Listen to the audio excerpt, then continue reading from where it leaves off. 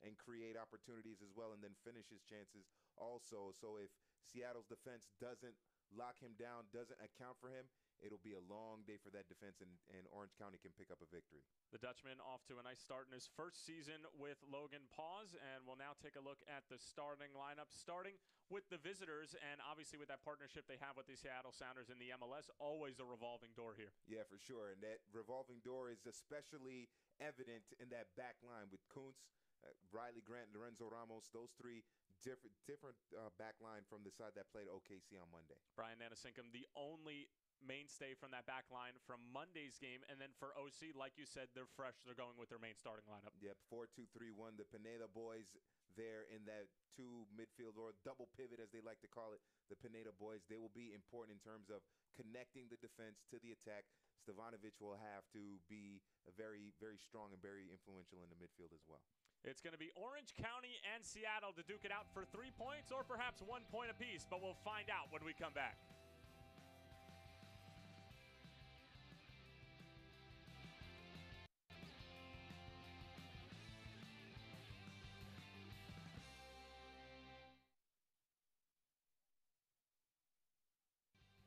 Okay. Excellent.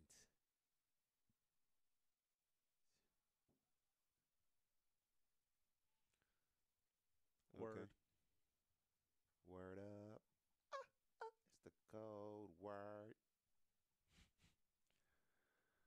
Whatever we'll be saying, you know that you'll be heard.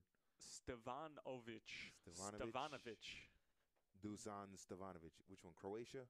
Serbia. Serbian? Okay. I knew it was one of the former Yugoslavian republics. Macedonia. Yeah.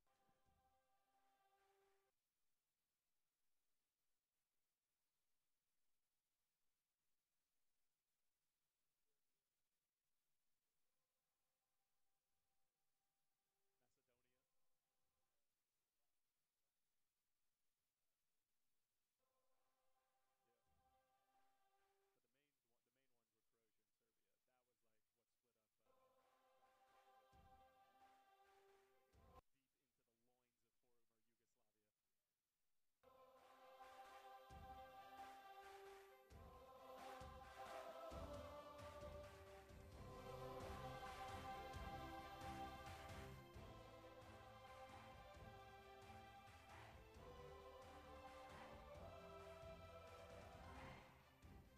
Beautiful Irvine, California at Champion Stadium for a Western Conference matchup between Orange County SC and Seattle Sounders F.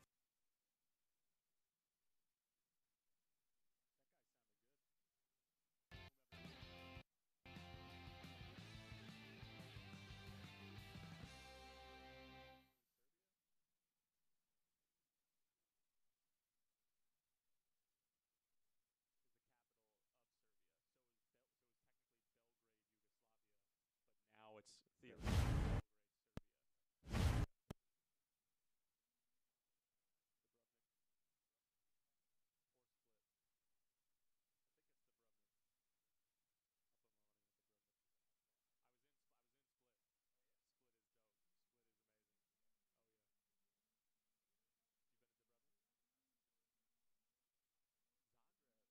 Zagreb.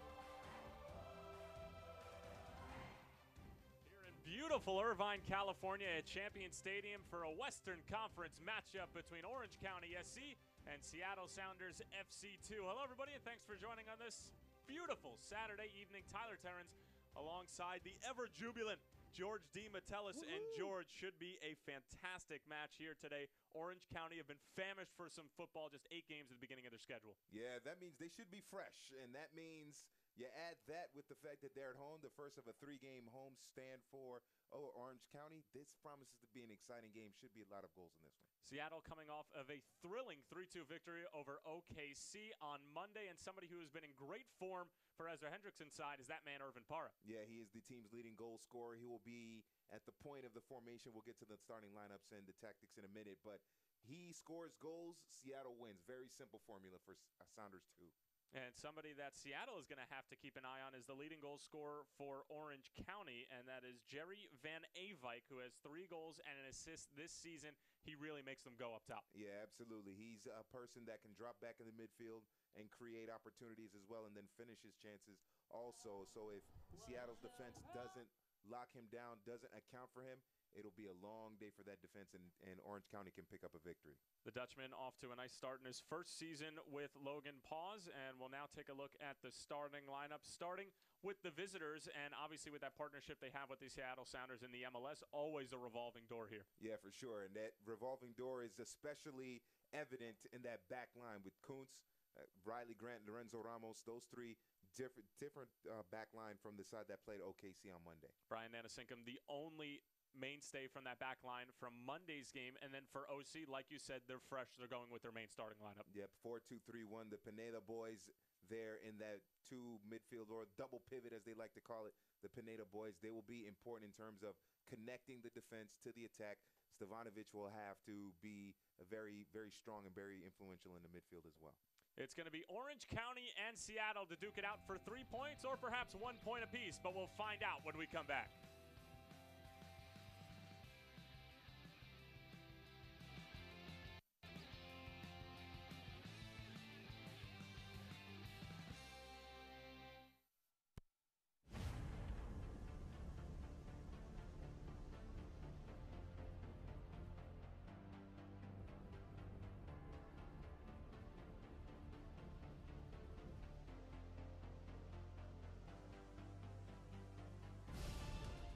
Raise the stakes. Expectations are high. Our biggest season yet will break records with elite players and future stars, innovative technology, and new homes. We're growing the game in our communities and across the nation. Are you ready?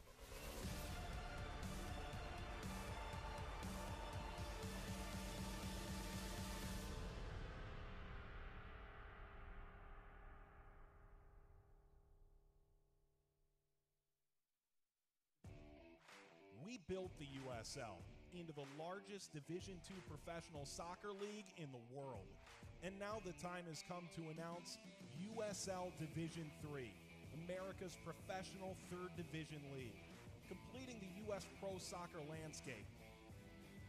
It's time for your town, your team, your game. D3 will fuel local pride and local passion, creating a new legacy for the beautiful game and inspiring its tribal following across the country. This is professional soccer, built on a disciplined financial model and operational excellence, featuring exciting venues to thrill fans, in hungry new markets yearning for the game. USL Division III, professional, passionate, proven. Pro soccer starts here, coming in 2019. For more information, visit USLD3.com. Back here at Champion Stadium in Irvine, California, as we are almost set for kickoff. So glad that you can join us here. Tyler Terrence, along with George D. Metellus. Our referee for today is going to be Dickerson, as we are almost set for what should be a scintillating 90 minutes here in Orange County. OC have obviously had minimal games in the beginning portion of their schedule, just have played 8 and are obviously at the bottom of the table, but host numerous games in hand and are looking for a big 3 points here tonight, George DiMattelis. Yeah, they'll need to start winning games here, and especially at home. The best teams in the world, regardless of what division they play, they take care of business at home, and then they manage to get a point on the road. This is the first of a 3-game homestand. If they can pick up 9 points, they re-inject themselves into the race to qualify for the Western Conference playoffs. So it's a huge game for Orange County. Orange County's last game was against the Monarchs on June 3rd, as Seattle are coming off a 3-2 thrilling victory in the 90th minute on Monday. So Seattle obviously not with a full week's worth of rest, as they've had a number of games in rapid succession over the past couple of weeks and are looking to get 3 points on the road here, and it really was a grinded out type of victory against Oklahoma City Energy on Monday. As they were up 2-0, they went up a man, and then OKC clawed their way back into the game, made it 2-2 in the 85th minute, and then David Olson, after missing a number of sitters throughout the course of the game, ended up going on to score the game winner. So it just goes to show you how fickle the game of football really can be. And Olson getting the start today, as well as a number of really, really young Seattle Sounders 2 guys, as OC already on the move here, dispossessed, and Orange County will try to possess it. Well, it's all about chances. All about chances. And we ask all the great goal scorers, the players that score many goals in important situations, and they tell you the same thing. They might miss 5 or 6, but you give them that one at the most important time, and they score. You give them chances, eventually they'll go in. Early delivering coming in towards the back post. It's headed back down, as OC trying to get a foot to it, but Seattle comes away with it. And as it's Francisco Narbonne getting his first touch, but give it right back up. When we mentioned the time between USL matches for Seattle, or excuse me, for Orange County, I should say, and Seattle having played more games, that means Seattle will probably be a little bit sharper in its passing and its execution of its game plan, while Orange County will be fresher, be a little more energetic. That's what we're seeing here in terms of the passing, but they might not be as crisp, it might not be as sharp. So the sharper team against the fresher team. We'll see who wins out. Well, great movement already here from OC, really opening up Seattle, trying to look for a breakthrough. Van Avike sending it towards the back post. He was looking for Alvarez, who wasn't able to get a foot onto it. And it'll be Seattle's ball. But you have to say something for Logan Paus's team, who really just have to be itching to be able to play against somebody in their own league. Their last USL game was on June 3rd, as we mentioned before. And talking to Logan Paus earlier in the week, he said his guys are just really hungry to go out and compete in this league. They had a nice little run in the U.S. Open Cup, as they're looking to just squeeze and work the ball into the box here, as it's sent across, and Tyler Miller will get his first touch after surrendering 2 goals on Monday. The Woodbridge, New Jersey native will hang on to it, and Seattle will try to take a deep breath here, as they have really been on their heels for the opening 2 minutes and 45 seconds. Yeah, good job there by Wilito Fernandez, representing the Cape Verde Islands. He's a big body. He will be someone to target for Orange County, especially as they play the ball out wide with Van Avike and Carlos Alvarez.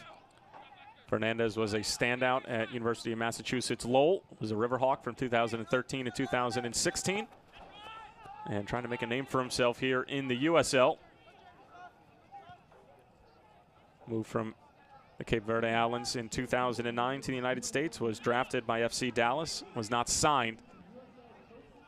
And then Logan Paus decided to take a chance on him, as Seattle was looking for an offsides call. They're not going to get it from head referee Joe Dickerson. And you can already tell that OC just look extremely fresh. And like you mentioned, Georgia, may not be the crispest football we see from OC all year. They're definitely going to be coming with a lot of energy. Yeah, for sure. And they want to impress and just send a message to the league, but specifically Seattle, that, hey, you're on our home field. You are in for a big fight. And Seattle's had to defend a lot here in these first, 4 minutes of this match. OC with a lot of the possession so far, and that's what they need to do. Keep the ball, keep pressing that back line of Seattle in their attacking half, or with the ball in there to kind of overcome this home field advantage that Orange County has. Here you see Christian Kuntz getting the start today, member of the Seattle Sounders U16 Academy, just 16 years of age. Backing half, and eventually the goals will come. Seattle, they're going to have to just get some possession of their own.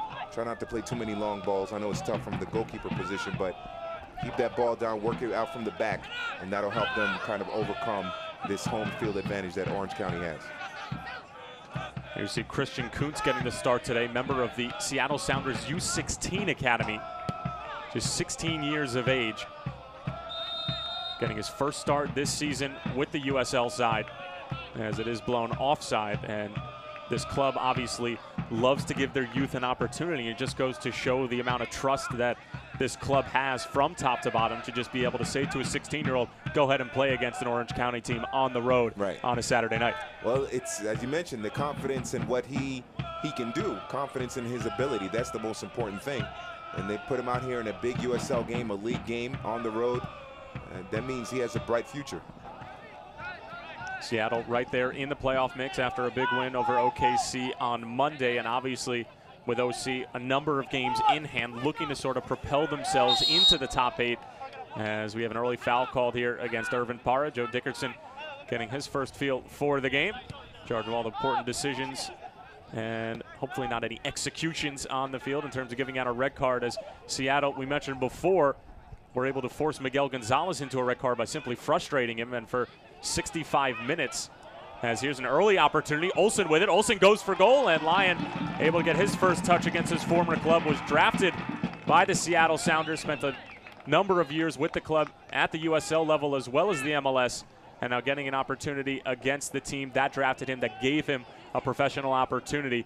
Must be an emotional moment for Charlie Lyon throughout these 90 minutes. Oh, he wants nothing more than a clean sheet, and then his teammates to score 3 or 4 goals. That would be the perfect match, the perfect game for Charlie Lyon in goal as the captain of Orange County. But it was good movement there by Seattle, setting up that shot by David Olsen. Well, I guess that's one thing you can say about Ezra Hendrickson's side, is that while they may be young and they sort of float in and out of games, they do have the technical ability as well as the pace and athleticism to simply beat you on 1 or 2 occasions, and sometimes that's all it takes. Yeah, for sure, definitely, especially in USL where there are spaces in the midfield. Orange County is a team that, we mentioned, he hasn't played that many games, so you figure there are going to be holes in the midfield to exploit. With the right pace and the right placement of a pass, good timing, get chances. Here's Olsen again trying to cut it back, but was cleared out by Oscar Sorto. We're seeing David Olsen in this 4-2-3-1. He is lined up behind Irvin Parra, kind of as a number 10, if you will. But we've seen him kind of float out wide to the right a little bit in that right middle channel, and he's had a couple of opportunities. That's where Oscar Sorto has to clamp down on him a little bit stronger, cut off his space so he doesn't have an opportunity to run at the goal defended by Charlie Lyon. See Irvin Parra trying to hold off a couple of Orange County defenders on the far side. The 23-year-old at Englewood, California, was our featured player for Seattle. And OC doing a good job of just swarming him, not giving him a ton of space. A nice little touch from Van Eyck there.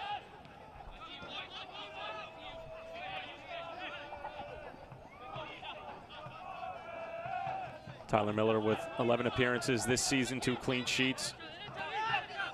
Ryan Meredith from Scotts Plains, New Jersey, has gotten a couple of opportunities this season, but Miller has really been their go-to between the sticks, as he wasn't really able to do much about the goals scored against him in OKC, but he's a very good shot stopper, and he can be commanding off of his line.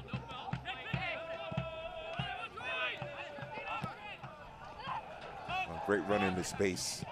Navarro just sending it across. It's a good ball, and we are going to have a foul, and it's a penalty kick to OC.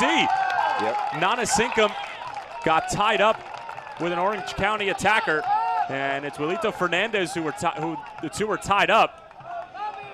And Joe Dickerson immediately pointing to the penalty spot. It's a great ball into space to Joe Franco, squaring it inside, and you could see that Nana Sinkum and Wilito get tangled up.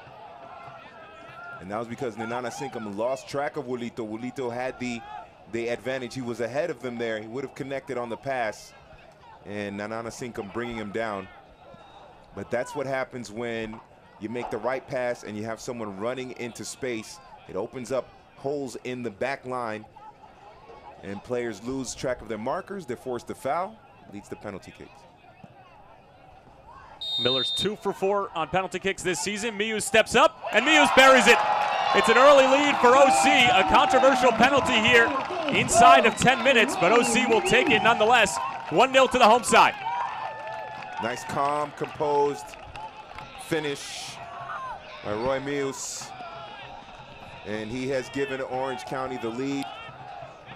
And for sure, Logan Pauls has to be very happy, obviously, with the goal, but the way the penalty and that movement was built, passing into space, moving into space, quick football, quick decisions, leads to a penalty. Good things happen when you play like that. And obviously led to the penalty and a great finish there by Roy Muse. So a great start from Logan Pauls' side as they get off to a great start and are looking for a huge 3 points, and it would really just be a great way to start off this homestand to be able to get 3 against a team that did play at the beginning of the week that might not be as fresh, as well as having a completely different back line, and that has to be accounted for, especially on a play like that where communication and familiarity with your defenders is so vitally important when balls are coming into the box. Absolutely, and we mentioned Christian Kuntz. He's a young player. Got caught out of position there. He wasn't lined up with his back line. A lot of that has to do with the fact that maybe Francisco Narbon doesn't fill in the space after Kuntz at the left back position pushes up to try to defend. So that's where that chemistry, that cohesion was missed by Seattle. Led to a great goal scoring opportunity for Orange County, and they took advantage of it.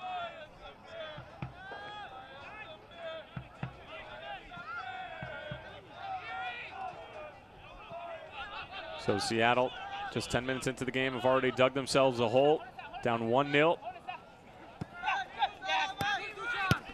OC have just come out in great form.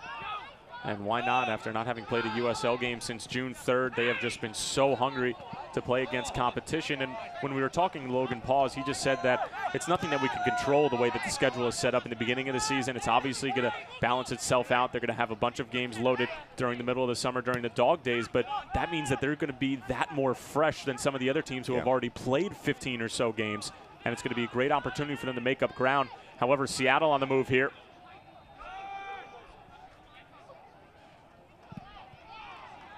Ramos in on the mix, and it's cleared out. Fernandez trying to bring it down. It took a weird skip, and OC on a 2-on-1. Fernandez trying to get it over Van Avijk, and Miller off of his line. And able to scoop it up. An unfortunate touch there by Fernandez. He had Van Avijk. It was a 2-on-1 situation. If he is able to kind of curl that ball with his left foot, it looked like he tried to go with the outside of the right foot. That's a tough pass to make when you're running almost full speed. If he makes it with the left foot into space, Van Avijk is one-on-one against Tyler Miller. Tough break for Orange County, but what we're starting to see, Seattle pushing forward. They're looking for the equalizer. You're seeing Kuntz playing high. You also see Nana Sinkum and Grant a little bit out of position, and they're able to pounce on it when they can with the turnover in the midfield. Well, Seattle will definitely have their chances. They have plenty of technical ability in the middle of the park, but this Orange County team just a little bit more experienced, and now with a 1-goal cushion, are maybe just going to look to sit in a little bit more. Their defensive midfielders aren't going to be as eager to get forward, and that may lend to some good opportunities on the counterattack, as here's a great ball towards the outside. Good opportunity here for OC. It's laid back. There's the shot for Muse. It's blocked in front. Still with Orange County. Alvarez being hounded from behind, and it will be another foul as Joe Dickinson blows his whistle, and it'll be another dangerous set-piece opportunity for the team out of Orange County. Yeah, that movement forward started beautifully for Orange County by that long ball out wide to the right as Lorenzo Ramos was caught a little bit out of position. Thankfully for Seattle, they're able to recover, and it's a much easier to defend a set piece than an attacking movement like the one Orange County just put together. But OC is definitely playing with a lot of confidence right now. Van Avijk on top of it. He's going for goal. It's a good hit, and it's just over the bar. That was a fizzing strike from Van Avijk, who did well to get it up and over the wall, just didn't get down enough. Oh, that would have been a brilliant goal by Van Avijk. Just couldn't dip at that last second, but he didn't miss by much. From that distance, it looked like he was just going to play it into the box and try to connect with one of his teammates, but instead he went for goal. That is the kind of confidence you like from your leading goal scorer, one of you, arguably your best attacking player. Figure the next time that situation arises, he knows what to do. That might even be a goal, but you got to like the ambitious effort there of Jerry Van Eyck. Van Eyck with 3 goals and an assist this season. Obviously hasn't had a ton of opportunities to get in the score sheet just because they haven't played that many games, but we've obviously seen that he has the skill, whether it's in the run of play or from a dead ball, to be able to put some dangerous things together. As Seattle getting a little bit too eager there. It'll run all the way out of bounds for a throw-in.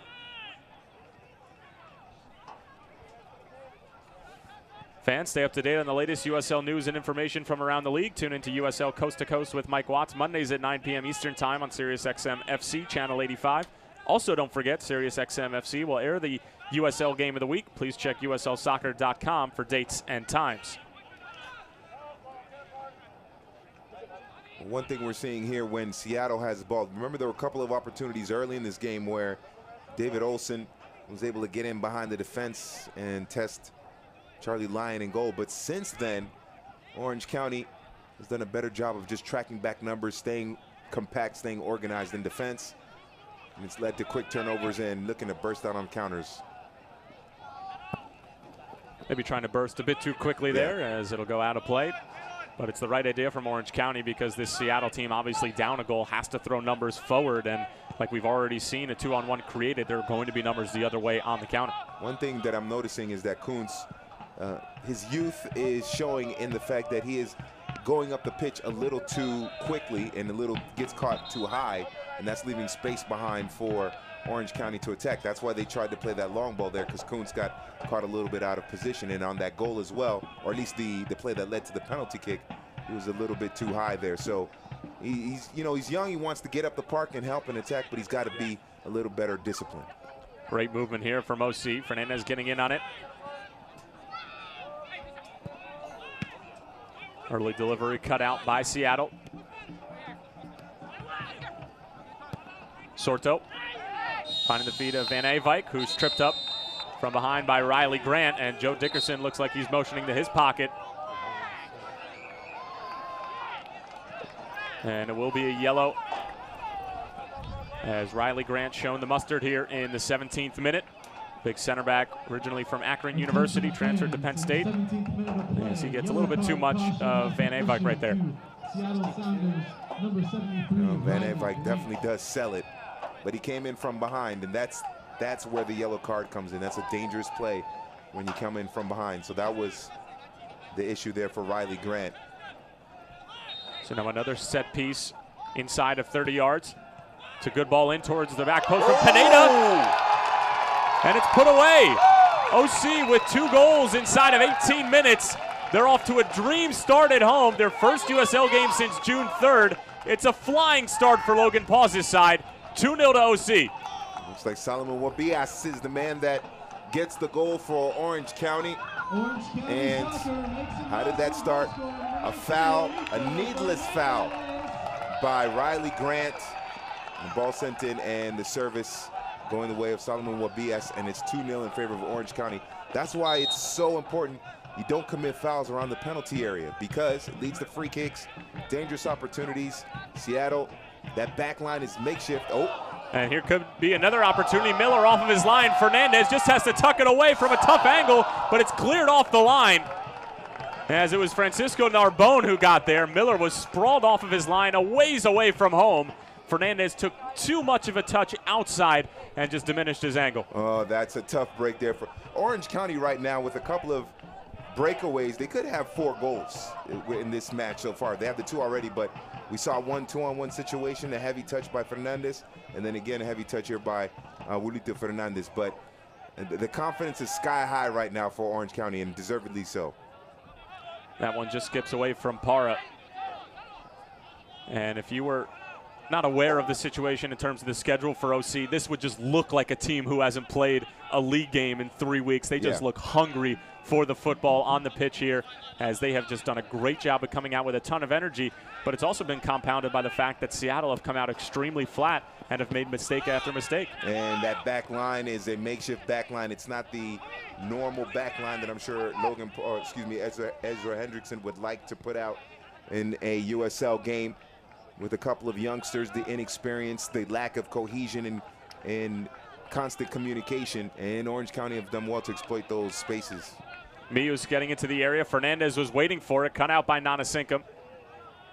Seattle trying to be a bit too cute with it here, and they are going to surrender a corner. We're also getting word that the last Orange County goal was given credit to nobody on their team, but rather Zach Mathers. So it's an own goal from Seattle. Zach Mathers, number 32, the one who put it away. He had 2 goals and an assist against OKC on Monday. So not off to a great start here as Seattle or Zach Mathers as they find themselves down 2-0 and having to defend another set piece, this time a corner. But it's the pressure of Orange County that leads to the goal there, so. It's a design set piece. The return for Muse, he's there. Oh, and it's just wide. Muse is asking for a handball from Joe Dickerson. He's not going to get it. It did take a deflection, so it'll be a corner, but what a set piece drawn up from Logan Paws. It almost worked to perfection. That is some great activity, some great movement, straight off the training ground. It is perfectly executed, except for the finish. Oh, great work there by Orange County, and you could just tell, not only are they the more energetic side, they are the more confident side, and they are thirsty for goals. They feel that blood in the water, and they are the Sharks right now, and Seattle, they are the chum, and it's not looking good for S2 right now. Tell me how you really feel. Pineda whips it in with the left foot. It's a good ball. Miller gets a touch to it. Still on the back post. OC looking for a third. It's put on frame, but Miller able to hang on to it this time. Carlos Alvarez, the number 10, was asking for the ball. I think if the delivery had been sooner, he would have been able to turn because he was unmarked with no one there. He would have been able to turn, and maybe we're looking at a third goal. Top 10 and rising stars. Stay up to date with all the latest news and information by visiting www.uslsoccer.com and follow them on Twitter @USL. Here's OC again. Muse on the outside, whips in a good ball, but Miller on the near post there. And Seattle will try to come out the other way.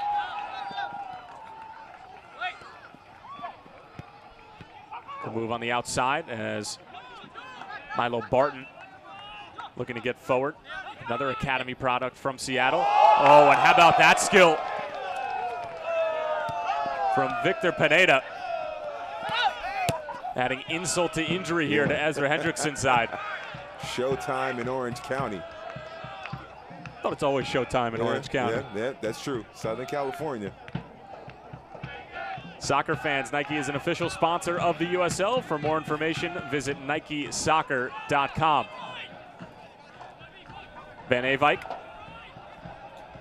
working on the 18-year-old Barton. Now help comes from Zach Mathers, and Van Avike unable to fend off both defenders, however will win a throw-in. Yeah, Victor Pineda putting on a show. You can just hear the crowd just so, I mean, that is a team playing with confidence right now. It could easily be 3 or 4-0 in favor of Orange County. Orange County Soccer Club would like to give a special welcome. And if you're Logan Paws, you want to see now the killer instinct. You want to see this team finish, because we all have seen plenty of times over and over and again, a team is up 2-0 and they wind up either losing or ending up in a draw. 2-0 is not a comfortable lead for sure.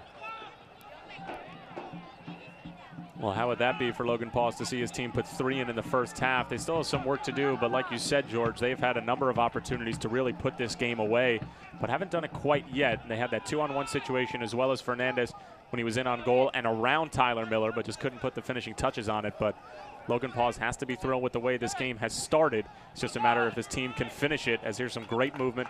Cut out, though, here on the near side by Kuntz. Yeah. As you have Kuntz and Milo both on the same side.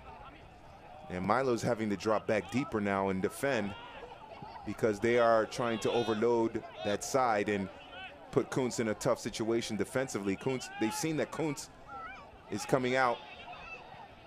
Pineda slipping it through, Van Avike, and he puts it away! Check that, not Van Avike, but rather Carlos Alvarez getting the goal here for OC. It's 3-0, and it's already a rout, and it's not even into the 25th minute. 3-0 to OC. Well, the first goal was a penalty. Second goal was an own goal. This one, without a doubt, from the run of play, is the most attractive of the 3 goals. Just beautiful passing, great running into space. Timing was perfect. And it is just a show right now. Seattle's backline is completely disorganized. No one knows who to mark, and Orange County is taking advantage of it. This is a show. Beautiful football being played by Orange County right now. Well, who would have expected this? A team that hasn't played a league game since June 3rd. They have been playing football, competitive football that is, as far as the U.S. Open Cup. They made a run into the 4th round, falling to the LA Galaxy, but they haven't had sort of that league adrenaline pumping in their veins, just in terms of going out and playing against teams inside of your own conference, teams that you see week in and week out. And they have come out here and absolutely put the pedal to the metal, going right after this extremely young Ezra Hendrickson side. This is a Seattle Sounders 2 team that has only come into this game with 3 substitutions, one of them being a goalkeeper, so they only have 2 subs available for field players. So there's just sort of a message sent from Ezra Hendrickson coming into this game, perhaps some needs at the MLS level from the partnership they have with the Seattle Sounders in terms of not being able to bring numbers here. But nevertheless, Logan Paul's team has done such a superb job of coming out here, taking advantage of the mistakes that this younger side is making, as well as just game management, having gone up 3 goals here and having been up 2 goals since really the 10th minute, and just doing a great job of staying tight, staying compact, not letting Seattle hit you quickly, and they're off to a flying start. It's brilliant football. It's the perfect first, 27 minutes for Orange County and for Logan Paul's. And we mentioned the killer instinct. Okay, 2-0 is not a comfortable lead. 3-0 is a lot more comfortable. It's a lot less stressful for Logan Paul's. But hey, if you can continue to score and get 4 or 5, then you got to do it. The way that back line is just all unorganized for Seattle, Logan Paul's has to be thinking, let's get some more guys. Let's finish him. Logan Paul's in his first year with Orange County, 35 years old, originally from Hillsborough, North Carolina. Played with the Fire from 2003 to 2014, won the U.S. Open Cup in 2003 with the Fire when he was a rookie. Really just a great American soccer mind, made some appearances with the national team. And talking to him on the phone, he's just a guy who really seems to get it. He was calm. He wasn't upset with the way that the schedule was structured at the beginning of the season, just saying we're going to control what we can control. And now they've stepped down onto the pitch, and they've controlled the opening quarter of the match. Yeah, absolutely. And remember, they went down to LA Galaxy in the U.S. Open Cup on LA Galaxy's home turf. So it was only 3-1. LA Galaxy got a couple of late goals in that game to move on to the next round of the U.S. Open Cup. So if you're Orange County, you said, went up against maybe the best team in MLS, certainly the franchise that has been the most decorated club in MLS history. And we went into their home ground and only lost by 2 goals, 2 late goals.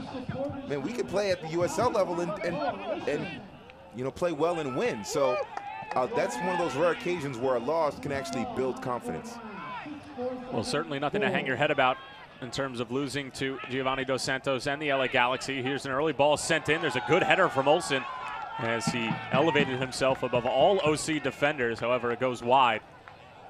But this is an Orange County team who finished 8th in the Western Conference a year ago. They ended up getting to the conference semifinals after winning on PKs in the opening round. So this is a team that has a little bit of experience in terms of postseason and what it takes to win in this league. Now you add a new head coach, maybe a little bit of a new system, some new players, and this could be a team that, albeit while they're not in the playoff race at the moment, given the way that the schedule's been structured, they could really make some noise here. Nobody has really seen what this OC team is going to look like.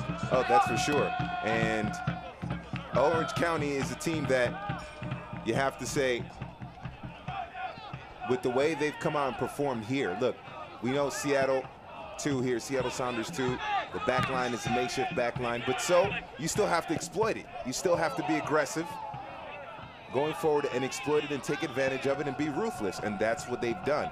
So the mentality is positive, and that's more important. That's one of the most important things. That's the most important thing. Have that killer mentality to exploit a team's weaknesses and continue to do so and score and pile up goals.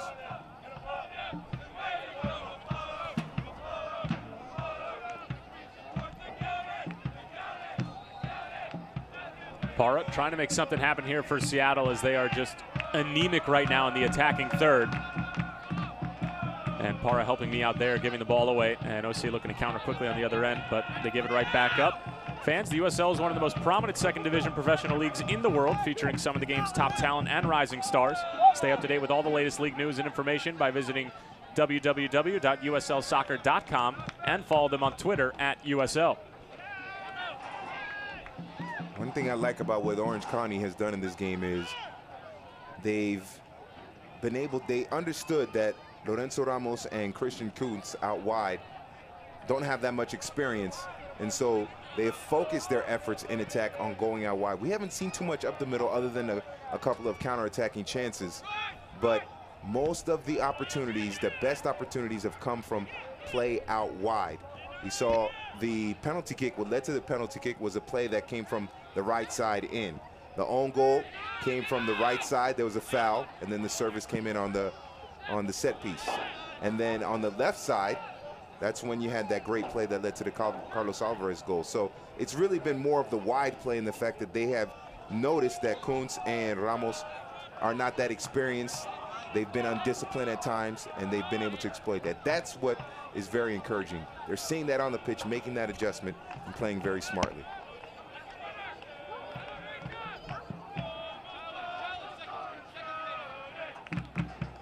Parra giving chase here.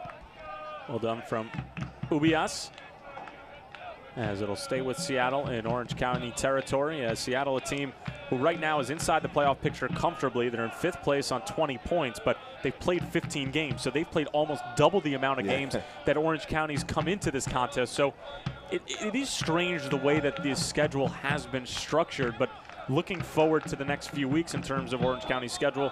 They have 3-game homestand, including this, 2 more after this against Timbers 2 as well as Phoenix. So that should be a great match against Didier Drogba as well as Sean Wright Phillips. That'll be a great test for this Orange County team who are looking to put themselves back into the playoff picture. But it'll be interesting to see how this shakes out, and when everybody in the next month and a half or so have played equal amount of games, what the table is going to look like.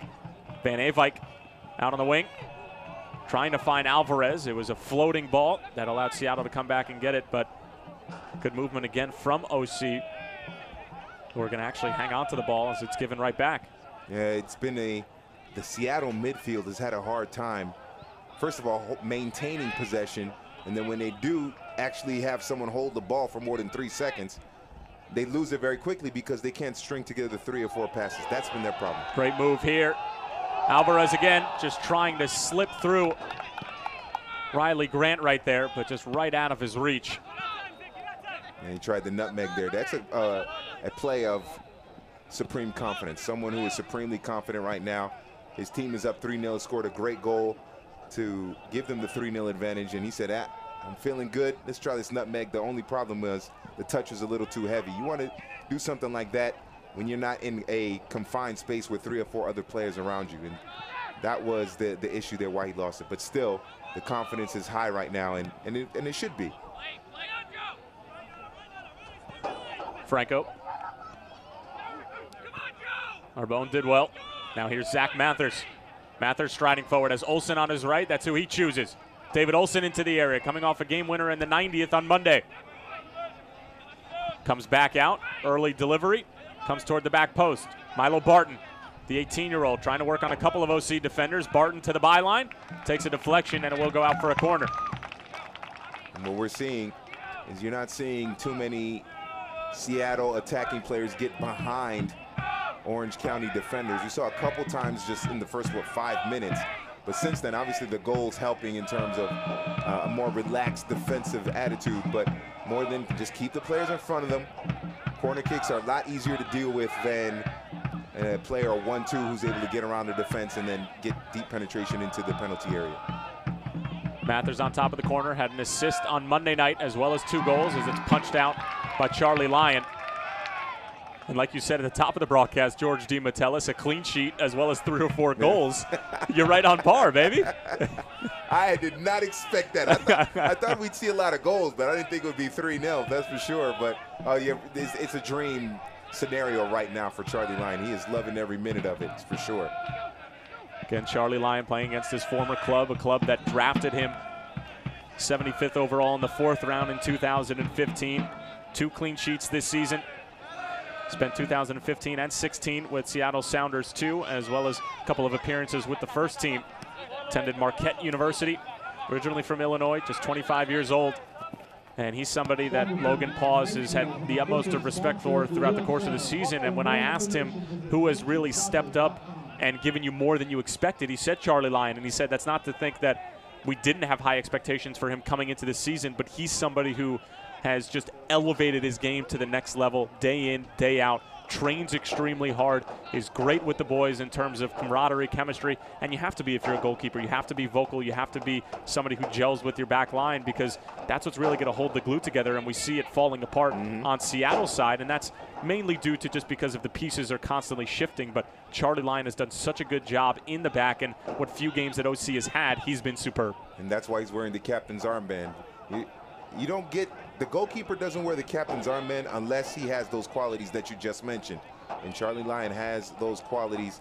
He has that kind of sway with the players, with his teammates, and that's why he's wearing the captain's armband. And you know, we mentioned they haven't played that many games, but the games they have played, they haven't been terrible. What, 3 wins, 1 draw, 4 losses? That's not a bad record. That's a decent record. Especially against some of the better teams in the USL. They have a 1-0 loss against the Monarchs, a 1-0 loss against OKC, as well as a 4-0 trip up at Tulsa. Yeah. But 2 out of the 3 of those games came on the road. They were off to a flying start at the beginning of the season. They had 10 points in 4 games. They haven't gotten a point since. But, I mean, they're obviously on their way to 3 points here. But this is a team that I think just needs to start to, you know, get the train moving a little bit, garner some momentum, and they could be there at the end of the season. Yeah, for a team that has a losing record, if you're looking at the numbers, this is a very competitive team. You know, so there are a lot of positives going forward for Orange County, and as the season moves on.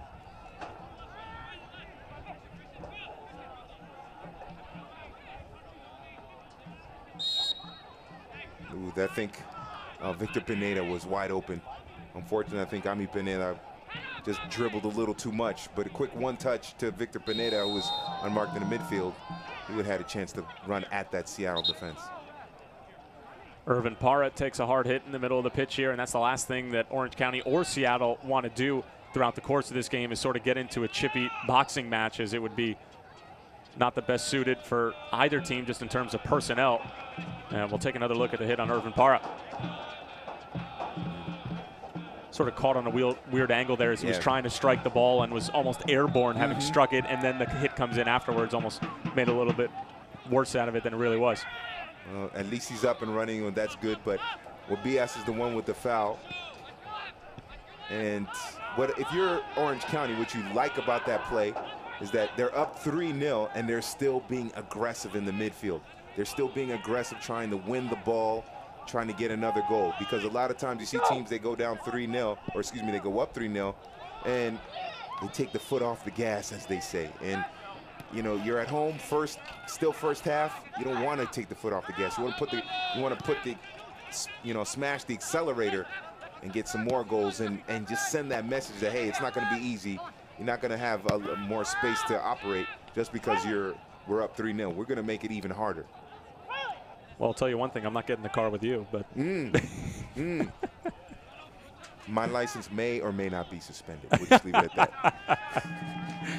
I believe they call that TMI. Fans, stay up to date on the latest USL news and information from around the league. Tune into USL Coast to Coast with Mike Watts, Mondays at 9 p.m. Eastern Time on SiriusXM FC, Channel 85. Also, don't forget, SiriusXM FC will air the USL Game of the Week. Please check USLsoccer.com for dates and times.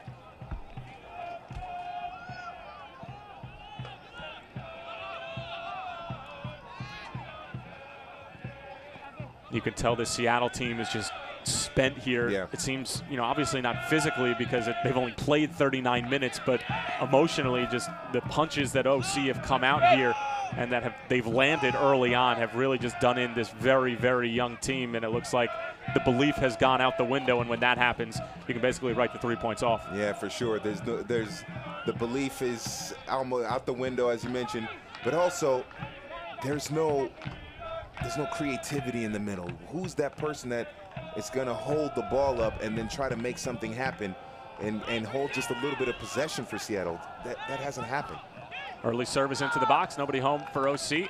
Tyler Miller home for Seattle as he looks to operate quickly the other way. A big touch from Zach Mathers. There's a collision between Pineda and Mathers. However, it'll stay with Seattle. Soccer fans, Nike is an official sponsor of the USL. For more information, visit NikeSoccer.com. See, this is discouraging for Seattle because we're seeing that Riley Grant is the one transporting the ball up the midfield instead of a Zach Mathers or David Olsen. And you're not going to win games. You can't create good, usually you can't create good attacking football with your center backs as the ones getting the majority of your touches. You need your Zach Mathers, your Francisco Marbon to be the ones to bring that ball forward, use their vision from that position and their skills as passers to create opportunities and open up spaces for Olsen and Milo Barton. We see Milo Barton do some work down the left side. Great ball over for Van Avijk. Working on the 16-year-old Christian Kuntz, gets the cross away, but it's on the wrong side of the post. And it'll be a goal kick coming for Tyler Miller. And like you mentioned, George, a center back moving forward, it's one thing if the opposition is sitting in and you sort of need to draw the defender out to be able to make a play, but that's not the case with Orange County right now. They're up 3-0. They show no signs of letting up, and it really just looked like it's a lack of movement up top from, like you said, Para and Olsen, which was not the case at all against Oklahoma City. While the lineup was a little bit different, the main pieces in terms of Narbonne, Olsen, and Mathers, Olsen having come on in around the 62nd minute, it really looked the same. So it's tough to sort of wonder and maybe to go inside the mind of Ezra Hendrickson and think, well, okay, but what's the difference tonight? Is it simply the fact that we gave up 3 early goals and our team has given up? Or is it maybe just a lack of consistency in a very young team? Well, when you have a back line. Sent it towards the back post, the bicycle kick. Goes over everything. It will be a dangerous play on Fernandez, but a great try nonetheless. Well, there goes Orange County once again down that right flank, creating a chance that would have been a spectacular goal, but there was a foul as well, so wouldn't have counted. But the issue with Seattle, when you have that back line that's makeshift like that with 2 youngsters, Ramos and Kuntz, your midfield, that triangle with Mathers, Narbonne, and David Olsen, they have to control the tempo of the game. They have to control the possession. And unfortunately for Ezra Hendrickson's men, those 3 haven't had many touches. And that's a huge problem for Seattle. When you have that back line that's, that doesn't have that cohesion, doesn't have that much experience, you need your midfield to dominate possession to cover up that deficiency. And it hasn't worked for Seattle in this game. Para just trying to send it into the box blindly. And a good job from Orange County, as it looked like that was Alvarez coming back for his defensive responsibilities. And Charlie Lyon can just take his time now, as looks like we do have an injury on the near side, as it looked like Irvin Para might have taken a shot. As we are approaching the halftime whistle, Joe Dickerson approaches Irvin Para to make sure that he's okay. And as we mentioned earlier, the Seattle team only has 2 substitutions field player wide. You might see Stevens come on and replace a field player if it gets to that point. That would be fun. That would be fun to see. You never know. Stevens may, not every kid who plays goalkeeper started as goalkeeper, They played in the outfield when they were babies, and then they kept picking up the ball with their hands, so eventually the coach put them at goalkeeper. You never know. Is that how goalkeepers are made? I mean, you never know. That might have happened. A couple of my cousins, but we won't go there. Yeah, a couple of cousins, but we'll save that for another time. All right, we'll save it for another time. Yeah. Then.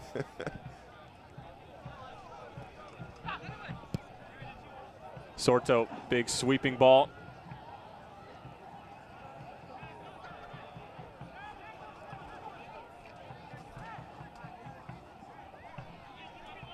Good movement here. Alvarez looking for the curler, but it just goes wide. But again, good idea from Alvarez, who has been very active in the opening 44 minutes or so. He has the goal, and his movement off of the ball has been really fun to watch. Yes, sure has been. And you see, That's the difference. We talked about Seattle's that attacking triangle in the middle of that 4-2-3-1 between Mathers, Narbonne, and Olsen has had very little influence, very few touches, but Alvarez, Van Eyck, Victor Pineda, Julito, they've had a lot of touches. They've been hugely influential.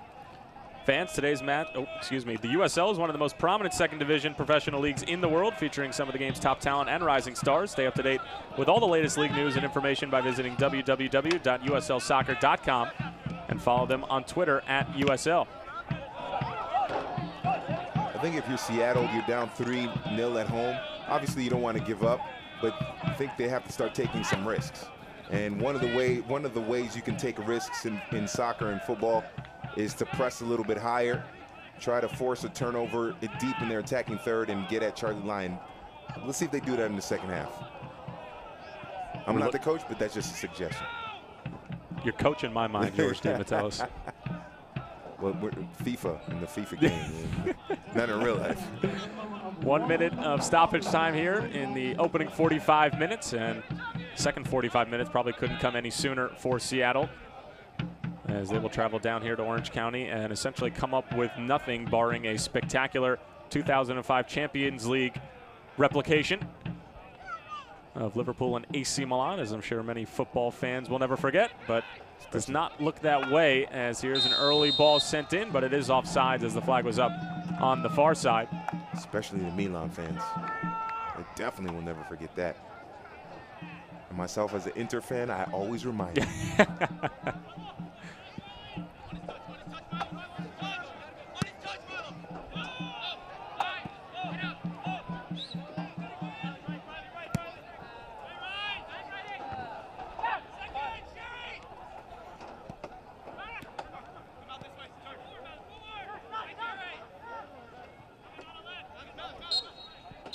And that's going to do it for the first half here at Champion Stadium in Irvine, California. It's been all Orange County, 3 goals inside of the opening 25 minutes, as Logan Paul's side has been phenomenal in the first half, and it looks like they're going to come away with all 3 points, and we haven't even played the second half yet. There you see the opening goal, the penalty kick from Muse, the own goal from Kuntz, and then the finishing touches from Alvarez. We'll take a look at standings, highlights, and stats when we come back.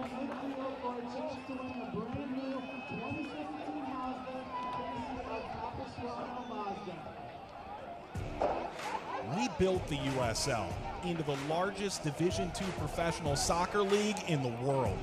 And now the time has come to announce USL Division III, America's professional third division league, completing the U.S. pro soccer landscape. It's time for your town, your team, your game. D3 will fuel local pride and local passion, creating a new legacy for the beautiful game and inspiring its tribal following across the country. This is professional soccer, built on a disciplined financial model and operational excellence, featuring exciting venues to thrill fans in hungry new markets yearning for the game. USL Division III, professional, passionate, proven. Pro soccer starts here, coming in 2019.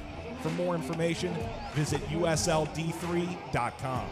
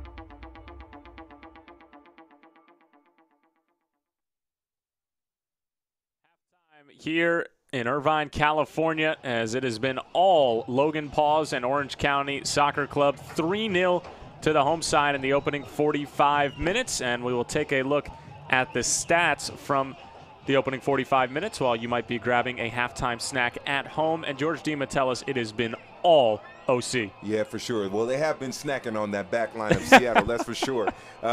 Look at all the numbers favor Orange County. You have more shots on target, the possession, less offsides, less yellow cards. It's one of those rare occasions where the numbers actually show how one team is dominating a game.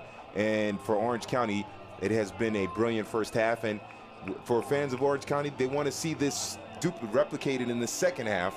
6-0 would make a lot of people, fans of Orange County, very happy. We'll see what happens and what adjustments Ezra Hendrickson makes for S2. But by looking at these stats, this first half was just a fabulous performance by Orange County.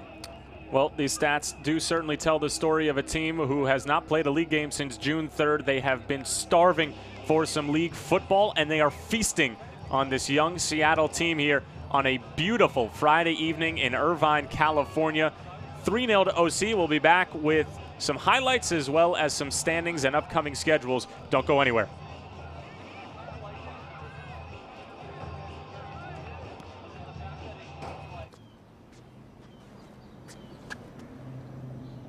Here is my handle and here is my spout. When I get all steamed up, then I shout. Tip me over and pour me out. Oh. It only takes a moment to make a moment. Cheers. Take time to be a dad today. Look at you. You're at the top of your game. At work or at play, you're unstoppable. Nothing can throw you off track. Oh, hey, she's cute. Nice going, man. Things are going great for you. You've earned a night out. Good drinks, good friends. Yeah, we can go ahead and call this a good night. Wait, is that your car? Uh-oh. Not smart. Yeah, I saw that coming. Say goodbye to her. Ouch, that'll hurt your bank account. You're looking at around 10 grand in fines, legal fees, and increased insurance rates. I hope you like eating frozen dinners. Alone. Let's try this again. Smart move. Because buzz driving is drunk driving. They said I have troll teeth. That my voice sounded like a possessed baby doll. That no one would ever love someone as stupid as me. That I was fat, ugly. Disgusting. The effect of bullying is potent. We will no longer be the silent majority. Now, when you see online bullying, there's something you can do about it. We're gonna take action with the I. I am a witness. I am a witness. I am a witness. I am a witness. I am a witness, and so are you.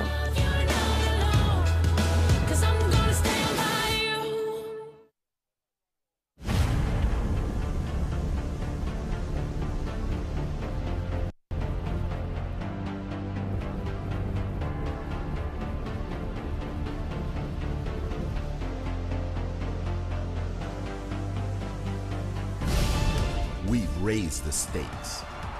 Expectations are high. Our biggest season yet will break records with elite players and future stars, innovative technology, and new homes. We're growing the game in our communities and across the nation. Are you ready?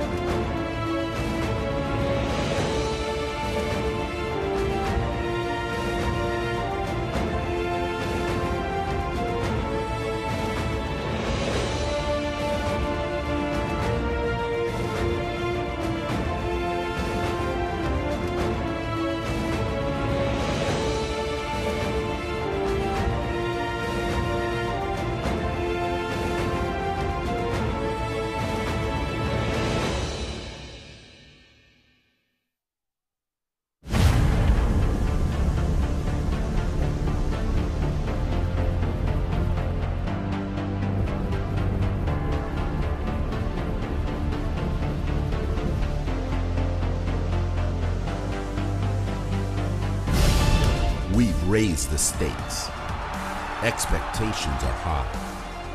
Our biggest season yet will break records with elite players and future stars. Innovative technology and new homes. We're growing the game in our communities and across the nation. Are you ready?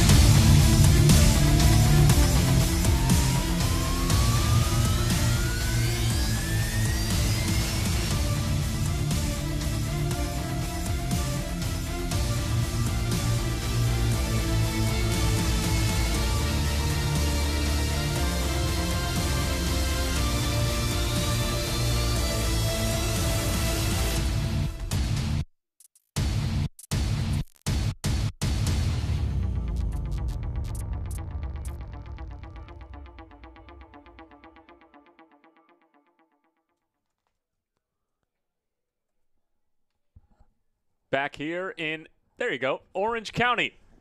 OCSC with a 3-0 lead over Seattle Sounders FC2 as Logan Paul's side have come out and absolutely dominated Ezra Hendrickson. Extremely young squad from the get-go. 3 goals inside of 25 minutes. Tyler Terrans along with George D. Metellus as we will take a look at some of the highlights from the first half, and there were a lot of them, and almost all of them were in favor of the home side. This is the play that led to the penalty kick. It was a well-worked play down the right side. Joe Franco sending in the service. You can see that Wulito was brought down in the area by Brian Nanasinkam, and then just a calm, cool finish by the Belgian and Roy Muse, and it was 1-0 for Orange County. But that wing play has been deadly for Orange County in this match, and it paid off with the first goal, or paid off with the play that led to the first goal being the penalty kick. So Orange County figured some things out after that first goal. And Orange County would continue to put the pressure on as you see Pineda gets tripped up there, and then it led to a set piece that would just sneak over the bar as Van Edvijk would have a very good look at it. And then this was the second goal. Christian Kuntz credited with the own goal. Yep, and that came from a Riley Grant foul that was unnecessary. He picked up a yellow card on that play, and it led to an own goal. So the defending was shoddy by Seattle. And then it would almost be 3-0 just moments later as Narbonne does well to clear that off the line, but a nervy moment. And then how about the skill here? Let's take another look at that one more time. Christian Kuntz, welcome to the USL, son. Ooh, whoopa, that was mean. That was mean by Victor Pineda. This was probably even more ruthless. The passing here just threads the ball beautifully through 3 defenders, and Carlos Alvarez just runs into space unmarked, and it's a brilliant goal. And a couple other times after that, you see Alvarez taking some shots and trying to nutmeg. He built confidence off of that play. It was a great performance in the first half by Orange County. So since this game is most likely wrapped up and in the books for Seattle Sounders too, we'll take a look at some of their upcoming matches where they might be more likely to try to grab 3 points. It's a nice little stretch here on the road to try and test these young boys in terms of what they're really made of, and they have an opportunity at Vancouver and at Real Monarchs, who are just smoking hot at the moment. Yeah, Real Monarchs, that's going to be a tough one there, as they are playing very well top of the Western Conference. And depending on how the score of this match ends, that July 16th game could be a bit of revenge for S2 as well. So looking forward to that. But Real Monarchs, they are the team to beat in the West right now. Absolutely. It doesn't get any easier with Swope Park and Sacramento right after that. Swope Park, obviously, in the USL Cup final a year ago, and Sacramento, a very strong team. Paul Buckle always has his boys organized. And then on the other side for OC, as we mentioned before and a number of times throughout this broadcast, just 8 games at this point into the season, 8.5 if we're counting this one. And they have a nice little stretch at home here to really get back possibly 6, maybe 9 points and really just hurdle themselves back into the playoff conversation. Yeah, anything less than 7 points out of these 3 games 3-game homestand. Anything less than 7 points would not be good. That is not desirable. They want to get at least 7 points out of these 3 home games, and it's going to be tough. Phoenix Rising, you mentioned Didier Drogba, Sean Wright Phillips, Omar Bravo. It's a veteran team there, or veteran players, I should say. So that should be very interesting. The fans of Orange County will definitely get a treat. And they'll have a great little home there against RGV. That should be a fantastic matchup. RGV, one of my dark horses in the Western Conference to maybe come out and get to the USL Cup final. Obviously, you have your San Antonios, you have your Charlestons, but for me, I like to, take a look around the league and say, who are your dark horses? George D. Metellus will take a look at the Western Conference. Anybody who you like? Wow, that's a tough one. Reno 1868 with Dane Kelly, who's ripping it up right now. That's got to be a team to watch for, because in any league, regardless, you have a great goal scorer, you are going to do a lot of damage and really threaten and make defenses nervous. So I like Reno 1868 with Dane Kelly scoring all those goals. All right, take it to the bank. George D. Metellus, Reno 1868 are going to the USL Cup final. And on the I don't know about all that. And on the Eastern Conference and east of the Mississippi, you have Charleston and Louisville at the top of the table. Tampa Bay also in the mix, and Bethlehem, a team who has played a lot of games this season, and they're 7-6-1, maybe not totally indicative, with a couple of teams down towards the bottom of the table who are in a similar position. Orange County, like a Charlotte Independence, who have only played about 9 or 10 games leading up to this point. So we still really need to sort of feel out the rest of the schedule, get all teams on an equal playing field in terms of games played, and then sort of reevaluate. But we do have an option to take a look at it here. Anybody who you like in the Eastern Conference? Well, first of all, let me just say 5th through 10th just separated by 3 points. So that's, they could change obviously week to week. I like FC Cincinnati. They might be the best supported team in the USL in terms of home crowd. Might be. Probably. Yeah, in terms of home attendance, they are fantastic. I know that Danny Koenig, after the trade from Oklahoma City, has been playing well and getting some goals. So look out for FC Cincinnati. Irvin Parra showing off his ball handling skills. I hate to break it to you, Irvin, but the NBA draft was a couple nights ago. Your name was not called, so you might have to continue on the pitch here. And your team plays in Oklahoma City. Just sorry, it needs to be said. I'm sorry, Seattle fans. That's a low blow. That's low. That is extremely low. They're hurting for some basketball in Seattle. And as someone who grew up on the Supersonics, it is a shame that Seattle doesn't have an NBA team. Now, what does that mean, you grew up on the Supersonics? Because Gary Payton, Sean Kemp, George Karl was the coach. So I remember them. You like the Supersonics. Mm-hmm. For sure. Yeah, they were a fun team to watch. Gary Payton throwing those lobs to Sean Kemp. Oh, it was great. All hoops aside, we will start the second half here in Orange County. Tyler Terrens along with George D. Metellus. 3-0 to OC.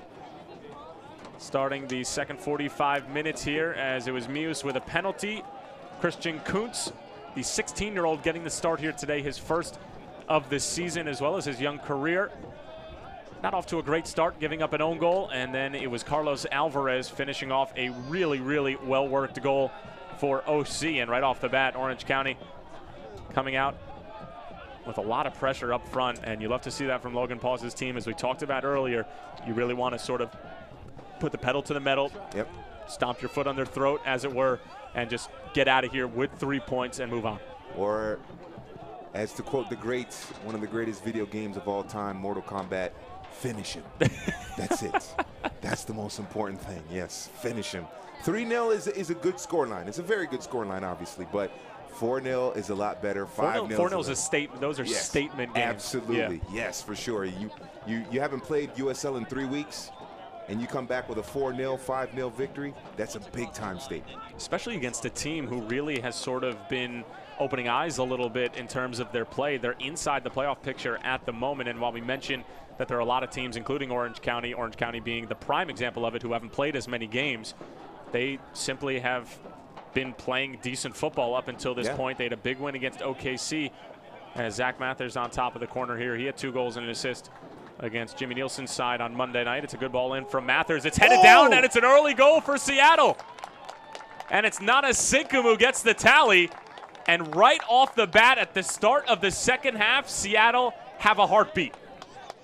The man who committed the foul that led to the first goal of the match, which was a penalty kick, comes up with a big play here in the opening minute of the second half. and it's simple. He's able to beat his man in the air and score the header. It's a fantastic goal, and set pieces are a very good way for a team that's down 3-0 to get back into the game. And Brian Nanasinkum comes up with a big goal here. Let's see what happens. That goal makes this a lot more interesting. Brian Nanasinkum, originally from Lancaster, Pennsylvania, 22 years old in his first season with Seattle Sounders too. Played for Stanford University from 2013 to 2016, was a member of the PA Classics Academy. Getting the first goal of the night for Seattle, and while it still remains a long and treacherous uphill battle, they have some life here. And now Orange County needs to be a little bit more careful, because one mistake and this becomes a really, really hotly contested match when they thought, and we thought, they had it in the books. Yeah, set pieces are going to be important. That'll build the confidence. But also, this man here, Irvin Parra, along with David Olson, Zach Mathers, Milo Barton. Remember, Charles Rankin is actually playing in this game. I don't think we called his name once in the first half. If he can get some touches, it was him down that right side that ultimately led to the corner, which led to the goal. If he can get some touches, Seattle looked a lot more dangerous. Another dangerous ball in from Mathers, although it does get blown off by head referee Joe Dickerson as he's sorting out some extracurriculars inside of the box. A couple players getting a little bit too handsy and a little bit too rough, as he will sort it out, and we'll run this back one more time. Mathers just delivering an assist moments ago. Cleared out initially. And now here numbers the other way for Orange County. It's a 3-on-1 if they play it right. Over for Alvarez. Or rather, it was a great tackle right at the last, and it was actually Oscar Sorto who was away. Either way, it'll be a corner coming up for Orange County, but box-to-box stuff here in the opening 5 minutes. And it looked like, it was Francisco Narbon that came back to make that sliding challenge. And Orange County, they lost an opportunity. That's the third time in this game that we've seen them have a breakaway on goal, and they weren't able to convert. Now that they are down, or they're up 2 goals, those chances might come back to bite them. We'll see if Seattle can make that happen. Pineda on top of the corner. This one whipped in, and we are going to have a foul. So it'll come out the other way. Seattle, you couldn't ask for a much better start to the second half. If you're Ezra Hendrickson in the locker room, you're probably irate for a few minutes telling these players what they've been doing wrong. But then you go out and say, listen, we're a young team. We should have some legs left in us. You know, we did play on Monday, but we still had 6 days of rest. So we can get out there and get an early goal in the first 5 minutes. They might start to, press a little bit, and there might be an opportunity for us to go out and maybe get a point. Yep. Laid off for Alvarez. Alvarez with some space going for the curler, but curls it right into the hands of Tyler Miller, who's looking to operate quickly on the other end. Oh, Alvarez has to put those opportunities away. He had way too much space and way too much time. He's got to put that away. Here's Rankum going for goal, blocked in front. Rankin now wide on the right. He's already seen him a couple of times, getting more touches, getting more involved here in this second half. And Orange County with some sloppy passing. And Seattle they have to play with urgency, but they can't be chaotic. They have to play calm, play relaxed, still play with that urgency and that energy. But if they get too chaotic, then they're going to turn the ball over, and that just works in Orange County's favor, obviously. So just stay composed. They have to dominate possession in the second half. What Orange County did to them in the first half in terms of possession, Seattle has to do to Orange County here in the second half. Narbonne did well to chase it down, and he will win his team a corner here in the 52nd minute. Seattle doing everything they can right now to get back into this. It was a dreadful start in the opening 25 minutes, surrendering 3 goals, but Zach Mathers delivering a great corner just moments ago. Nanasinkum nodding it down for the first tally of the evening for the team out of Seattle. And now maybe looking for one more in what would be a wild start to the second half. Mathers, it's a good ball in, flick towards the back post, and it's just over the bar. It was a good idea from Riley Grant. Yep, they did that same play the last time they had a corner kick on that far side, and Grant was able to get a touch on the ball then as well. Went for the same movement, and Riley Grant does well to get another touch onto it. So that's something Orange County will have to worry about there. 2 times kind of lower, at least mid-chest level, the ball came in on that near post, and twice Grant was able to get a touch on it.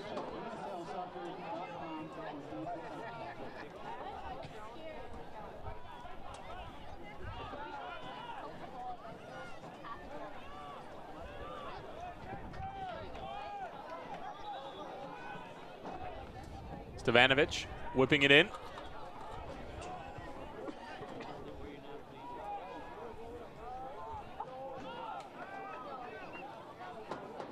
This right here, Orange County, this is what they need to do here.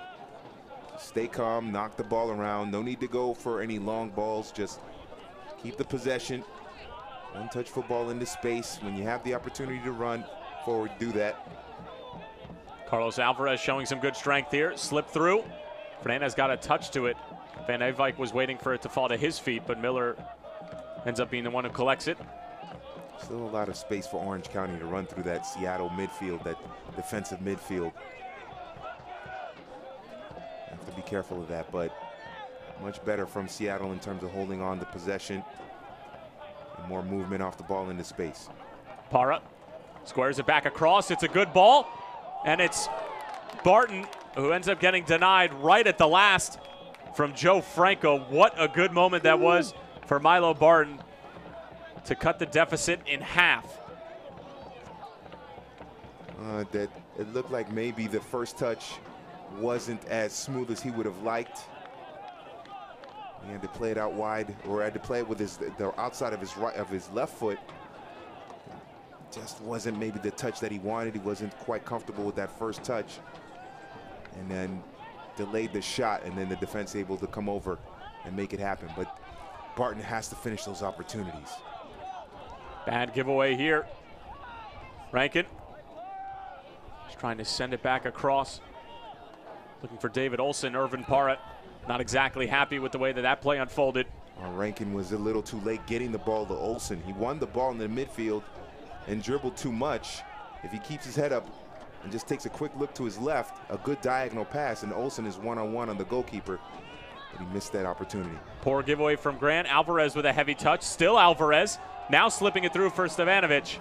But if Seattle are going to throw these number forwards, play a hide line, Miller really has to be active off of his line. Absolutely. He has to be active off of his line. He has to anticipate quickly and then just be aggressive in attacking the ball. Most of the time, and when the goalkeeper attacks the ball and there is contact, most of the time they'll rule it in his favor, especially if he gets the ball and he goes to ground. So if he's smart, dominate his penalty area. That's what you want goalkeepers to do. Have the command of that penalty area. And Tyler Miller is going to have to be even more commanding in this second half.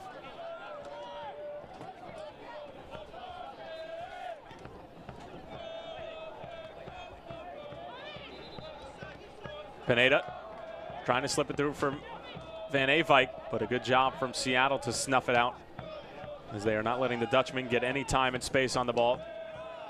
It's already delivered a couple of nervy moments for the Seattle back line. Fans, stay up to date on the latest USL news and information from around the league. Tune into USL Coast to Coast with Mike Watts, Mondays at 9 p.m. Eastern Time on Sirius XM FC, Channel 85. Also, don't forget, Sirius XM FC will air the game of the week. Please check USLsoccer.com for dates and times.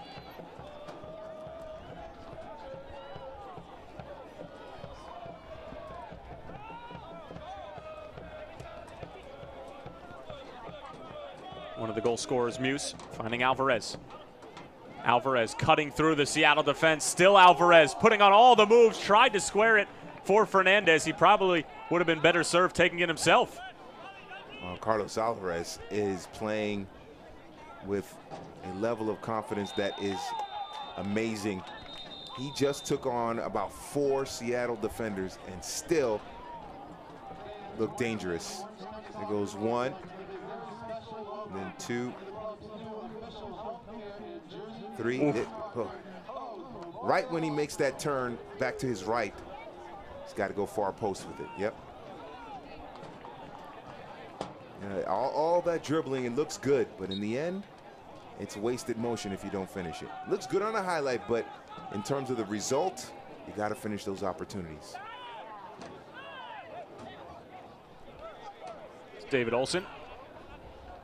Haven't mentioned his name a whole lot in the first half. Now Irvin Parra.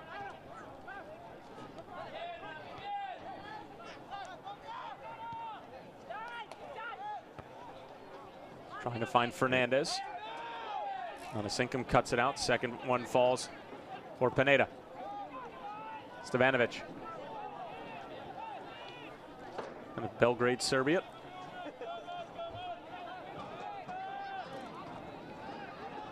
Good work by Milo Barton. He's not anywhere near the ball, but because Christian Kuntz pushed up high to mark a player, Marlo Barton filled in his space that was left open. And those are the little things, especially defensively. The ball didn't really get into that part of the area, but because Milo Barton filled in that space, Orange County couldn't exploit it. Those are the things off the ball that sometimes you don't see too often. Soccer fans, Nike is an official sponsor of the USL. For more information, visit nikesoccer.com. And this has just looked much better from Eza Hendrickson's side. Yeah. In terms of the middle of the field. There's not as much room to play for OC. Their movement has slowed down a little bit, but it just doesn't look like they're picking them apart and doing whatever they want with them every time that they have the ball. Yeah, and even though we saw Carlos Alvarez run through that defense of Seattle, he was still surrounded by 3 or 4 players. So that is a good sign. Now, you want someone to stop him and not allow him to get into that defense like that. But the fact that they are getting numbers back, 3 or 4 players surrounding whatever attacking player Orange County puts forward, is an encouraging sign. That means they're being much more organized defensively. Stevanovic goes into the book, and then a heavy challenge just moments later, as Joe Dickinson is going to have a word or two with Victor Pineda, who went in a little bit too strong there.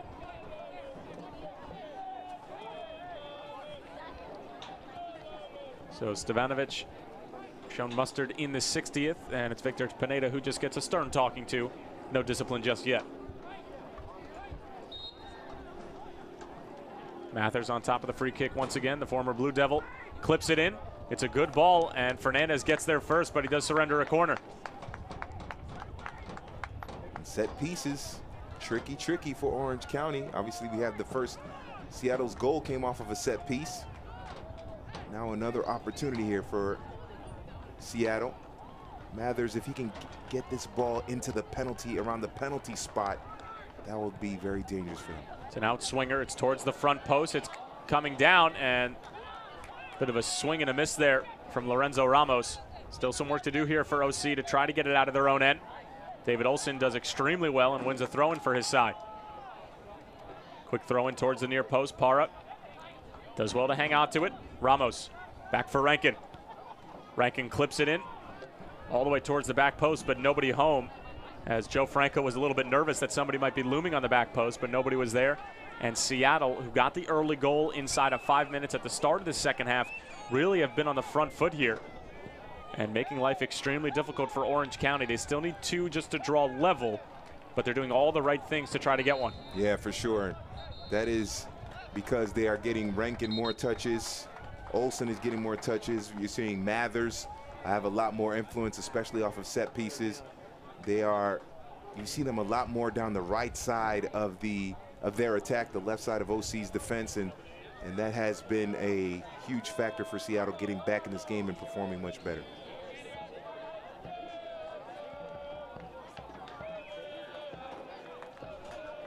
It's Ami Pineda who goes down. No relation to Victor Pineda, as Fernandez as well as Pineda doing some, I guess, makeshift yoga in the middle of the game. You know what that reminded me a little bit when we were kids and they played cannonball, and one kid gets on his back with the 2 legs and you sit on his feet and then he pushes you in the air like that? That reminds me of stuff we used to do. Maybe that's just us in Miami Gardens, I don't know, but that's what it reminded me of. I miss my childhood. A trip down memory lane, sponsored by George D. Metellus. And now here's Narbonne, blocked in front. It falls for Barton. Barton in front, puts it on frame, and it's blocked by Lyon. What a save by Charlie Lyon, shutting the door on his former club and keeps it a 2-goal game. Wow, some brilliant goalkeeping by Charlie Lyon. And now Fernandez coming the other way, the former UMass low man, putting on the moves, has it poked away And Seattle can take a deep breath. What a moment for Barton. And he has had 2 great opportunities sitting in front of net, but they have gone by the wayside. That is something I'm sure will frustrate Barton, but it's encouraging for Seattle that they are creating chances. They weren't creating chances in the first half. Now they're creating chances, and not just chances from, let's say, for example, shots from outside the box. They're creating chances in the penalty area, forcing desperate saves from the goalkeeper in that particular situation. And then Barton had one where defenders slid in late. So that's a good sign for Seattle here. They are not intimidated, and you have to like the response psychologically from Seattle in the second half. Muse with good delivery. Riley Grant sends it up into the stratosphere, brought down.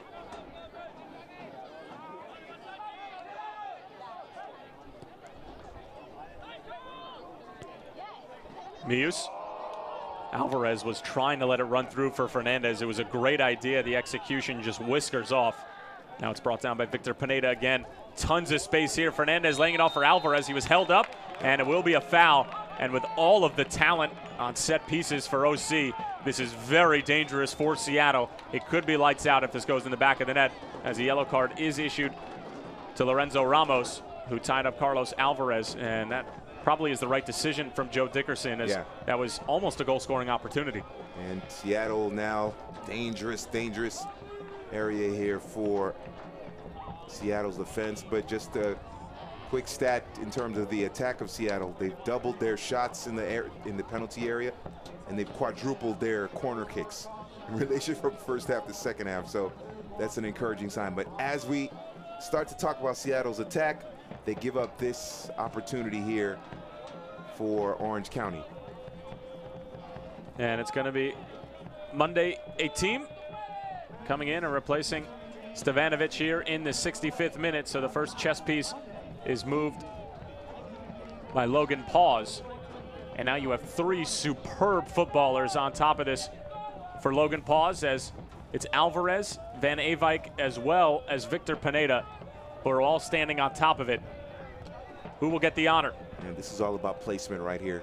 Figure Alvarez with that right foot, just bend it over the wall. Try to tuck it into that upper 90 to the right of Tyler Miller. We have a couple of OC players in the wall here, as it's Alvarez trying to get it up and down, but couldn't get the latter part to happen. And it will be a goal kick for Miller after a lot of hustle and bustle. Comes to nothing for OC, who are going to want to try to take advantage of an opportunity to put this game away, because one goal, as we talked about, George DiMattelis, it could really shake things up. And if Seattle continue to get deep penetration into Orange County's penalty area and get more shots in the penalty area, one of those goals are going to go in. Soccer fans, Nike is an official sponsor of the USL. For more information, visit NikeSoccer.com. Pineda does really well here. Takes a mean deflection. Alvarez trying to get on the right side of Ramos. Alvarez asking for another yellow card on Ramos, and it would be his second. Joe Dickerson probably not going to go to the back pocket just yet. But it was a dangerous moment for Lorenzo Ramos. We'll take another look to see if maybe it was intentional or not. I don't think it was intentional. Looked like the ball was kind of pinball, a little bit of pinball action there. I don't think it was intentional by Lorenzo Ramos, and I'm sure that's what Joe Dickerson, the referee, was just telling him, hey, I'm not going to give you a card, but just watch the hands. Got to be careful. Because that double mustard equals ketchup, and you don't want, they don't want ketchup is only good on hot dogs and hamburgers, not in a soccer match, that's for sure. So now Irvin Parra and Van Avijk having some kind words for each other. Ami Pineda trying to be the mediator. They're just making plans for the July 4th barbecue. That's all that is. You think so? Yeah, that's it. That's all it is. Yeah. Hot dogs, July 4th barbecue. You're hungry, man. Yeah, I'm hungry. You're hungry. Sorry. Yeah, I'm sorry. We got to get you fed. Yeah. I think there's some chicken parmesan in the building, so who knows.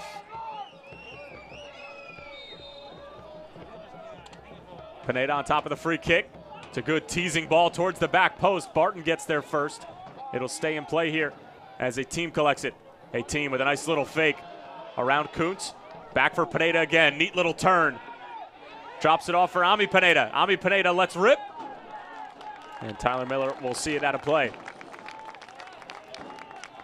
Orange County, it appears that they've kind of weathered that storm of Seattle in the first almost 18, 20 minutes here of the second half.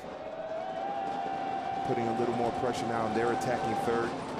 So it's up to Seattle to respond here. Definitely a situation where Seattle have been the better side here in the second half. And if they can get one more goal, it is going to be a lot of fun these final few minutes. Irvin Parra tangled up, looking for the foul call. Not going to get it from Joe Dickerson as the ball is sent the other way.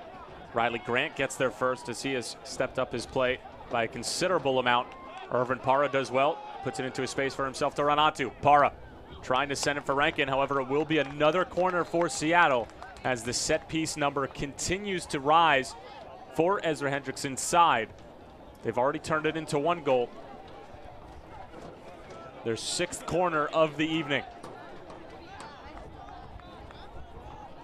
Watch out for this outswinger in the heart of the penalty area.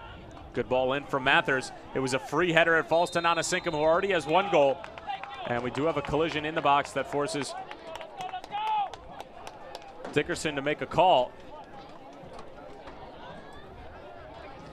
I didn't see, he was pointing, but he wasn't pointing to the spot. I think it appears to be a foul. Maybe a head collision? Yeah. Well, we'll wait to see exactly what the call is. He did point. It's just a matter of where he pointed.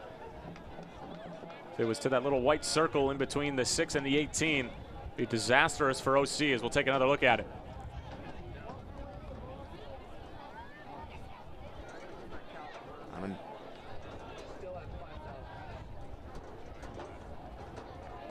Saw Irvin Parra went down. Yeah. It didn't look like a foul, just kind of incidental contact. Kind of your normal contact that happens in the corner kick.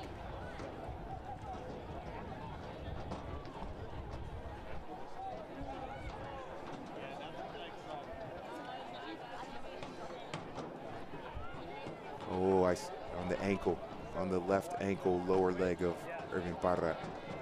And then David Olsen goes down as well, so bodies were just hitting the floor inside of OC's penalty area as the physio for Seattle comes out and checks on Irvin Parra. He's an absolute gamer, so you have to imagine that he'll be able to continue. If not, Ezra Hendrickson will be able to use one of his 3 subs that he's brought along with him on this trip. You have to imagine that a couple more players will meet up with him on this extended road trip for them, but they only have 3 available tonight. And you know what? I think it is a penalty. You see Zach Mathers is there. It is. Yeah. Wow. This is a huge turn of events, especially if he makes this. Zach Mathers buried a penalty against Oklahoma City on Monday night. If he were to bury this, it would certainly become a match for the remaining 20 minutes. Mathers looking for his 5th goal of the season to tie Irvin Parra for the team lead. It looked like Wabias is the one who got whistled for the foul on Parra. Oh, this is massive. Charlie Lyon against the club that drafted him, trying to shut the door once again. Zach Mathers steps up and he buries it, and we've got a game here in Orange County. Back from the depths of defeat. Seattle Sounders FC 2 are right back in this one. It's 3-2 to OC after leading 3-0. Dead ball situations. Bailing out Seattle, or I should say giving them hope in this match. It was the 48th minute goal by Brian Nanasinkum that gave them the off the corner kick. And then off another corner kick, that was the foul that led to the penalty kick. We are, as you mentioned, Tyler, we're headed for a great finish here. A team trying to cut it back across. And perhaps maybe Joe Dickerson felt like he owed Seattle something, whether or not it was a penalty in the opening few minutes. It looked a little bit like Fernandez had hooked the defender and brought him down. It was obviously a while ago at this point, but maybe Joe Dickerson felt like he that he had hard done Seattle on that penalty, and maybe it was a little bit of a makeup call because it didn't look like there was a ton in that. I mean, it just looked like more incidental contact, stepping on somebody's shoe. That's usually not something to warrant a penalty on a dead ball situation from a corner. But nevertheless, it's 3-2. Zach Mathers now tied for the team lead in goals. He has a goal and assist on the night. He had 2 goals and an assist against Oklahoma City. He is just playing some spectacular football and has his team right back in this one. And you have to give Seattle credit, whether it's a makeup call by the referee, which it could possibly, I mean, yeah, that first penalty was, you know, you could argue that it wasn't for sure. But whatever the case is, Seattle earned that penalty by being the more aggressive side, by being a team that adjusted their attack, more corners, more shots in the second half. A team trying to send it back across. It looked like there might have been a handball. The strike is blocked in front, as that was Victor Pineda who was trying to put the finishing touches on it. And it looked for all in the world that it might have hit somebody's hand. Yeah, I think there was an initial handball, if you will, and then the shot by Pineda, I think it went off Van Avike, his own teammate, on the rebound. Certainly a wild sequence there in going up against the Orange County defense. But Seattle has been rewarded for being the more aggressive side in the attack in the second half. And when that happens, you get calls to go your way, and that's what happened with the penalty kick. So it has been it's a tale of two halves. You know, I know Charles Dickens wrote that book, Tale of Two Cities. Well, it's been a tale of two halves. And this half has been controlled and dominated by Seattle. You are just a Renaissance man, you know that? I try. So we did have a substitution. Camilo Santiago coming on and replacing Milo Barton. So a substitution made by Ezra Hendrickson. That's his first of the evening. And now away we go with a little bit more than 16 minutes left. A 1-goal game after OC had seemingly run away with it in the opening 25 minutes, going up 3-0. Here's Mius. Bending it across, Tyler Miller off of his line. And again, trying to find Parra in space. He's had a couple of great deliveries off of punts, trying to find Irvin Parra, who still looks a bit shaken up after that hit that drew the penalty for Seattle. Just for record, I never read the book. I just know the title and who wrote it. I'm sorry. Yeah. A team again in space. A team sends it across. Cleared away by Nana Sinkum, who's been all over the pitch for Seattle. A team doing some hard work down that right side. It's like he had Carlos Alvarez open in the heart of the penalty area, but just couldn't angle that pass enough to get it to him. Pinedo trying to drop it off for Franco. Cleared out by Seattle. We'll stay with Orange County, and they have had a number of opportunities to put this game away, and it's really come back to nip them in the butt. Yeah, what Ezra Hendrickson has done, which has been very smart, is the first thing he did was organize his defense. You're seeing more numbers back for Seattle, taking that pressure off of the back line to be defensive wall, and then he's had more possession. Alvarez whips it in. A team heads it down, hoping for somebody to run onto it. Mathers clears it out, but only as far as Franco.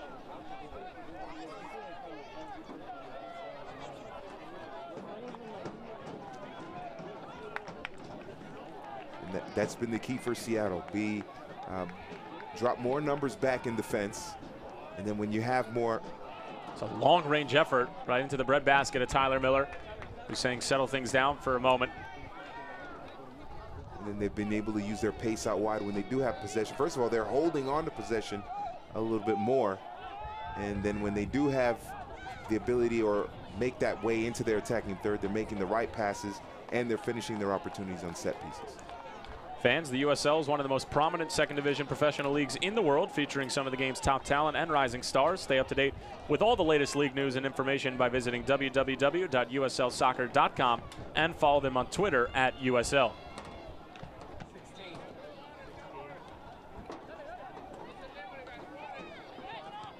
Orange County being outshot in the second half 7-4. That is massive. That's a huge reason why they are back in this game. I mean, it's very simple. You get more chances, you get more opportunities, you get more goals. Very simple. And they've been able to do a better job of holding possession, taking advantage of sloppy play in the midfield by Orange County. Recipe for a comeback. David Olsen called for the foul there. And that's really been the difference, George. Like you mentioned before, it's not just simply the attacking piece of it, but they just looked open like a can of worms in the first half. Yes. And OC was just doing whatever they pleased with the back line as well as the middle of the field. And once they sorted that out, once they sorted sort of the back six, the two holding midfielders, as well as the back four, then they were able to sort of build upwards from there. And they have really done a superb job of responding. And for Ezra Hendrickson, even if this team is to drop all 3 points and OC comes away with a win by the skin of their teeth, it still is a great response from a young team who seemed defeated at the beginning, but still have some work to do here to really pull off a great comeback, as there's a handball on Carlos Alvarez, who's not exactly happy with the call. Oh, absolutely. One thing about coaching that is so important, and those of us who follow American football, we hear halftime adjustments, halftime adjustments. Well, in soccer football, it's the same thing. Halftime adjustments, and Ezra Hendrickson did an excellent job of adjusting at halftime. He saw what the flaws were in the first half, and he adjusted in the second half. We've talked about it. More compact defensively, more numbers back. We've seen Barton fill in when Kuntz goes up too high in that left back position. And then we've seen a couple of times, I've noticed a couple of times, even Rankin has dropped back when Ramos pushes too far ahead down that right back position. So those things are very important. And those are a couple of things that have led to this Seattle comeback here. Well, the comeback isn't exactly complete just yet. They'll get nothing for where they are at the moment, but they've done a good job here in the second half. As there's a great touch forward. Van Ewijk. Fernandez with him. Van Ewijk cutting into the middle, going for the curler, blocked by Nanasinkum, who has really been superb defensively as well as getting the opening goal for Seattle. Still with Van Ewijk. At the top of the box now for Victor Pineda. A couple of neat moves on his right peg. Now over to the side, and it's in. There's number 4 for Orange County, and that might very well put Seattle out of their misery. They've done well to come back, but Orange County getting a huge goal from Villalobos.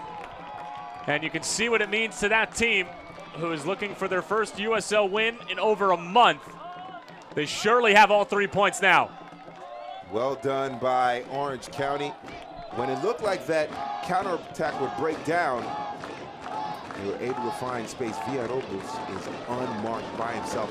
They completely lose track of him. I thought at first that first touch would be the one that costs him the goal, but he composed himself, and he finished with the left foot strong in the far post. Well done. But Seattle, that time they had some poor defending there. He was unmarked all by himself. Too much players clogged in the middle, and they gave Villalobos that space, and he was able to put it away.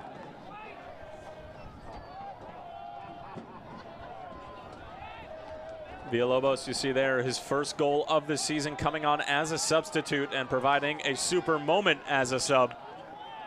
And fresh legs might have been exactly what Logan Paws needed on the field. As you could see, maybe a number of his guys had the adrenaline pumping a bit too hard in the opening half hour or so that have since cooled off.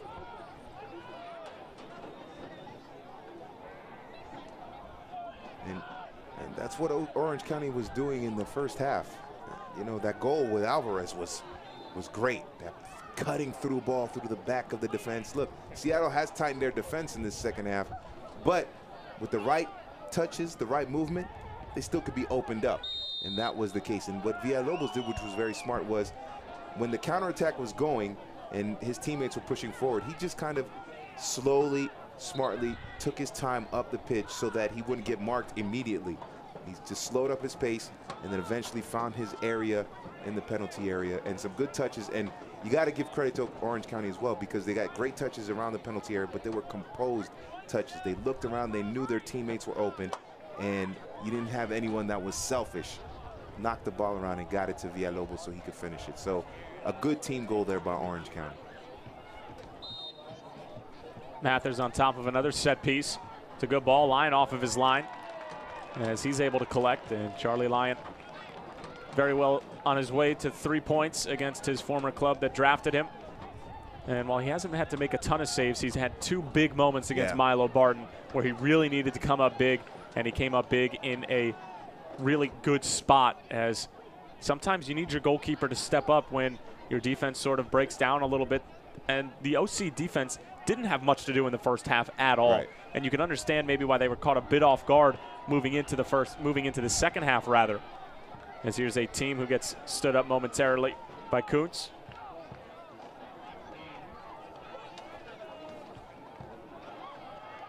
Back out for a team. Trying to send it in, but it's blocked by Kuntz. Fans, stay up to date on the latest USL news and information from around the league. Tune in to USL Coast to Coast with Mike Watts, Mondays at 9 p.m. Eastern Time on SiriusXM FC Channel 85. Also, don't forget SiriusXM FC will air the USL Game of the Week. Please check USLsoccer.com for dates and times. Just a quick point on Charlie Lyon. People who aren't watching the game, they're gonna look at the score and say Charlie Lyon let in 2 goals. Well, first of all, one of them was a penalty. You always favor the penalty taker in that situation. The second one was a set piece, a great header by Nana Sinkum. But goalkeeper's value isn't always in clean sheets. It's in saves and important moments, and that double save that he had on Barton could prove the difference in terms of 3 points in this game. So Orange County looking to make their last substitution, as it's going to be Zach Kobayashi, who comes on here in the 84th minute. So a very good day at the office for Victor Pineda, as he provided some special moments for OC. Didn't necessarily score a goal, but he looked dangerous throughout the course of the match, as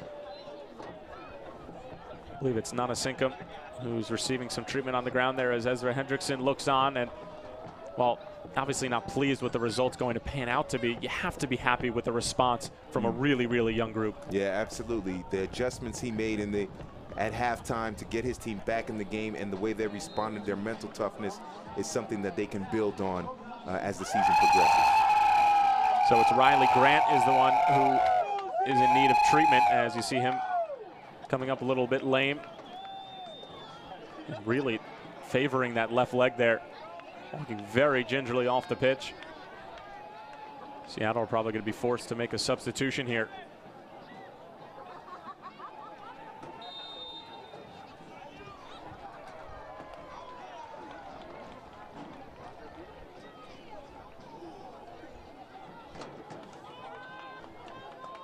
The team did well,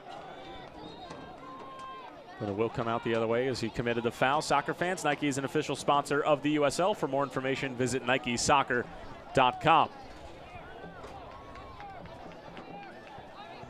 So just a little bit too late from Seattle to try to get back into this one. Giving up 3 goals in the first 25 minutes has never really boded well for any team that stepped out onto a field, but they did probably all that they could in terms of trying to get back into it. But again, Orange County sort of sticking to the game plan in the attacking third, keeping the ball moving. They had a little bit of a dry spell, entering a bit of a doldrums, if you will, from about minutes 45 to 60, where they really just weren't at the top of their game. Maybe a little bit lackadaisical coming out of the dressing room for halftime, just thinking that they had 3 points in the bag. And while they always probably did, it was a little bit nervy for Logan Paws, but really a good response. Obviously had to be a little bit better with game management, but this is a great start to a 3-game homestand. Yeah, for sure. And one thing, the crowd, they want to see goals. They want to see goals. I'm sure that Logan Paws would like to see a clean sheet more than anything, but didn't happen. But it appears that they're going to pick up the 3 points and put on a show for the crowd, and that's probably the most important thing. Those 2 factors. Come on. Here's a shot from Rankin. Oh, and it's in. What a strike from Charles Rankin. That is absolutely spectacular. And Seattle have made it a game once again. 4-3 here in Orange County. Wow. Charles Rankin in the first half did 0. Second half, a little more aggressive down the right side, and then comes up with what they would say a golazo. And you know, we were thinking 4-2. It's in the bag. You know what? I don't know anymore. I'm just going to stop making assumptions. Is what I'm going to do. Here's a team. Could it be 5 for OC? Not at this particular moment. It'll go out for a corner. But what a spectacular match. You were just talking about goals. If you're a third party watching this match, couldn't really ask for much more. Oh, man, this is some great USL action here between Orange County and Seattle. It's quite a game for sure. And how big is that double save by Charlie Lyon? Because now it could have been 3-2 or 3-3 at this point. Oh, and that's a giveaway. It's a bad sliding challenge. I believe Ami Pineda is the one who slid. Ball skips all the way across, and Miller has to make a diving stop as Alvarez was looming in the area looking to double his delight and get back out to a 2-goal lead. But Seattle have an opportunity to try and eke out 1 point here. And that ranking goal, Ami Pineda slides, and it turns out to be an assist to Charles Rankin. Oh, that is a huge mistake. Fans, today's match play. USL is one of the most important second division professional leagues in the world, featuring some of the game's top talent and rising stars. Stay up to date with all the latest league news and information by visiting www.uslsoccer.com and follow them on Twitter at USL. Orange County at this point, they just have to have a huge chunk of possession just to hold the result here, because if Seattle makes one more foray, one more positive penetration into their attacking third, they could score a goal. It has been that kind of match for Seattle. I should say that kind of second half for S2. Sent ahead again for a team who has really been active on the right side. Kobayashi in tons of space, takes one big touch, gets dispossessed, almost falling for Pineda. Still Pineda. Pineda driving, Alvarez going for the curler, and what a save from Miller! Still in play. Or was it? It'll go out for a corner. Tyler Miller keeping his team in the game until the dying embers, giving them maybe one last hope to try to get an equalizer. What a save from the man out of Woodbridge, New Jersey. Wow. A tremendous save by Tyler Miller. I thought the double save by Lyon was excellent, but that might have been the save of the match. Oh, that is huge. That is huge. This is going to be an intense finish for sure. Another corner here for OC. Seattle just trying to weather the storm and maybe get one, maybe two more opportunities. Miller off of his line, makes a good catch, obviously with tons of confidence after that save. He definitely wanted to break quickly. Just couldn't find an outlet. But what I like about what Miller just did there, a lot of times you see goalkeepers punch and clear that ball out. He caught the ball, which means he allowed his team to get possession. Now he booted it up the park and gave it away, but when you catch the ball, your team gets the possession, and then they can build the attack going forward. So the confidence by Tyler Miller after that save was massive, and he came out there with a great catch. I wish more goalkeepers would do that, catch the ball. You have those big old gloves, use them. Instead of punching, catch them. We have 4 minutes of stoppage time, plenty of time for S2 to try to get back into it. Kuntz gets in on a good challenge. Rather, Lorenzo Ramos moving forward, finding Irvin Parra. Irvin Parra, a good early delivery. It's a teasing ball towards the back post, but nobody home for Seattle. It was a great ball from the Inglewood, California native, as there's a foul. David Olson. David Olson was right there on the doorstep. I don't know if David Olson thought he was offside, so maybe that's why he didn't run as hard into the 6. But if he is just a couple of steps ahead, if he runs harder into that 6-yard box and gets a boot onto it, you're talking about an equalizer, and then both teams leave with a split of the points. It's a great ball inside by Irvin Parra, and David Olson, if he's worried about being offside, don't. Just go in there, attack the ball, let the referees call it. But that was a chance for David Olson to put it away. Mathers with good work. Rankin trying to hold it up. You can see he's limping a little bit. Parra did well to keep it. Nanasinkum. Parra out wide for Rankin. Just scored a phenomenal goal just moments ago. It's a good ball towards the back post, and it was Kuntz who was there trying to atone for his sin of putting in an own goal in the first half. How big would it have been for that kid, the teenager, to score a second half stoppage time equalizer on the road? Check that. It was Camilo Santiago on the outside. Now trying to whip it in. And it's cleared out by Orange County. Nonasinkum going all the way back to Miller. Still enough time for Seattle to maybe try to get a point. OC trying to hang on for dear life and get off to a good start here on this 3-game homestand. Parra bringing it down for Rankin. Goes out wide for Santiago, but too far. I like what Rankin is thinking, but after you score a spectacular goal like that and you just have to turn and look, be aware of your surroundings. He had space. He had space. Get a quick touch, take a look at the goal and go for it. He's not 30 yards from goal. Got a little too fancy on that touch out wide by Rankin, but still, it's a great effort here by Seattle in this second half. A little bit less than a minute for Seattle. This one sent towards the corner. You can see fatigue maybe starting to become an issue.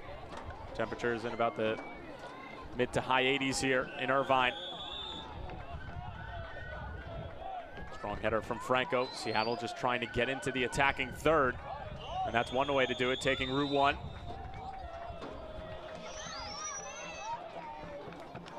A team trying to win something. But it's a throw-in for Seattle. Parra getting tangled up, still on his feet. Sorto clearing it out, but it's out of bounds. It's really sloppy football, and this might favor Seattle, who are just trying to get anything in the area.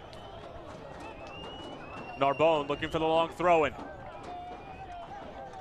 Last opportunity for Seattle. Do they have one more moment of magic left in them? It's headed out.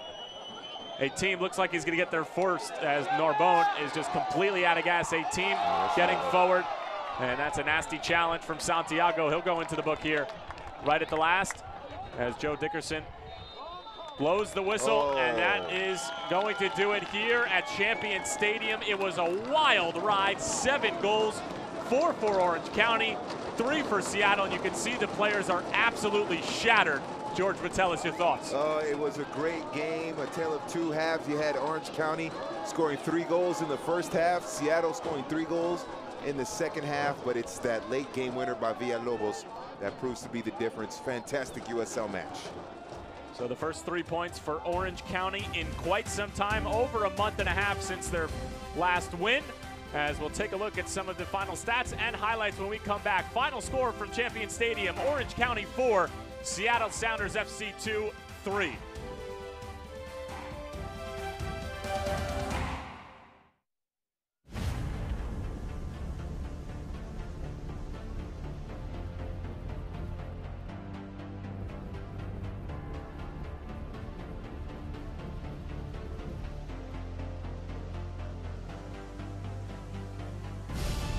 We've raised the stakes. Expectations are high. Our biggest season yet will break records with elite players and future stars, innovative technology, and new homes. We're growing the game in our communities and across the nation. Are you ready?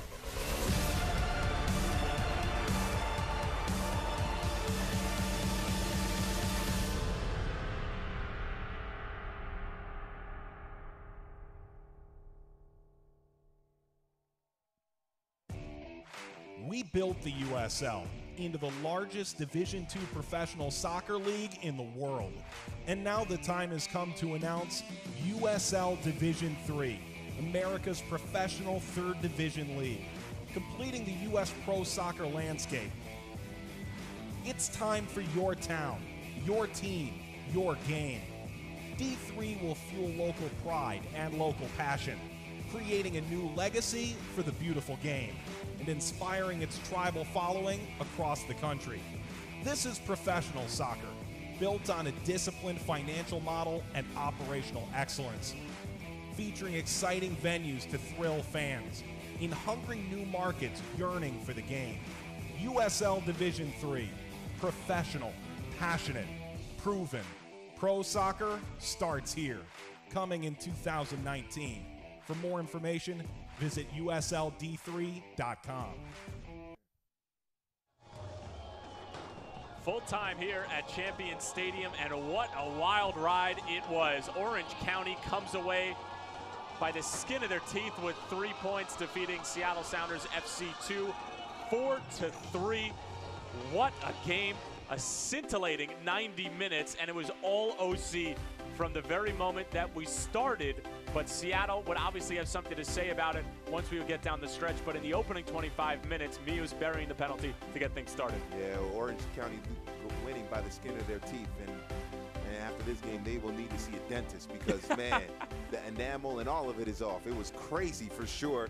The 18th minute here, and Zach Mathers with the own goal, or Seattle suffering the own goal, and that was tough for Christian Kuntz there. But you know, Orange County, they came out in that first half with some brilliant football. This is, in terms of the 1-2 and the play, this is probably the best goal of the match. Just in terms of pure football and passing and movement, that was a great goal there. But then second half, the response, and what was important is that they responded very quickly. They didn't wait till the 75th minute to get their first goal. They got it in the 48th minute. And when you're trying to come back from 3 goals down, you need to get goals early. And this was a huge moment as Charlie Lyon comes up huge with a big save, and he took it right off the chest. You can take another look here as Charlie Lyon staying big, denying Milo Barton. And then this was a big moment here as Irvin Parra goes down. It was a little bit unsure whether the referee called a penalty or not, but once all the dust settled, the physio came out. It was a penalty, and Zach Mathers made no doubt about it. Yeah, what you like about Zach Mathers, he just ran on the ball. He didn't stutter step. He didn't play around. He knew what he was going to do, and he did it. And he was able to wrong foot Charlie Lyon, and then we had a game at this point. This was a situation where you thought, okay, maybe Seattle might even escape with a point. And then this would be the winning goal, or the game-winning goal, I should say, for Villalobos, as he would end up finishing off a nicely worked goal. Great footwork there from Pineda. And then it was Alvarez just laying it off for Villalobos, the substitute coming on, just tucking that away as clean as you'd like. Yeah, you like the football there. Pineda with the one touch, getting Alvarez seeing that his teammate is out wide, and he was able to score. Great football there by Orange County. And then how about this from Charles Rankin? It just flies into the top corner. Unfortunate break there for OC, but that would be the last goal of the game, as Seattle would be unable to find the equalizer. But how about these statistics? An offensive clinic, or perhaps a defensive non-performance from both teams. 28 shots between the two. You can see the possession there. OC dominated. Your thoughts on it all? As much fun as it was for fans of defensive football, they're going, oh, this is a nightmare. For those of us that like goals, this was a lot of fun. We enjoyed it. But the statistics, it's almost like you want to do a split screen. One of the first half, and then stats from the second half. Obviously, we're combining them there, but it certainly was just a great football match all around. And unfortunately for Sounders too, they couldn't get that draw, get that last goal. But coming back from 3 goals down, that was massive, and they showed they made a great accounting of themselves. Well, it was an absolute blast here at Champion Stadium. We had a lot of fun. We hope you did too, as Orange County's next game is going to be home against Portland 2 on July 1st at 5 p.m., a part of this 3-game homestand, as OC get the 3 points the first leg, and they'll be looking to make up some points after having a shaky start to the beginning of this season, as well as not playing many games. But for my producer, Ryan Rose, my replay operator, Brad Canfield, and our director, Mark Morita, and my broadcast partner, George DeMattelis, I'm Tyler Terrence saying so long for now. The final score from Orange County, OC 4, S2 3. This copyrighted telecast of the United Soccer League may not be retransmitted, rebroadcast, or reproduced without the express written consent from the United Soccer League.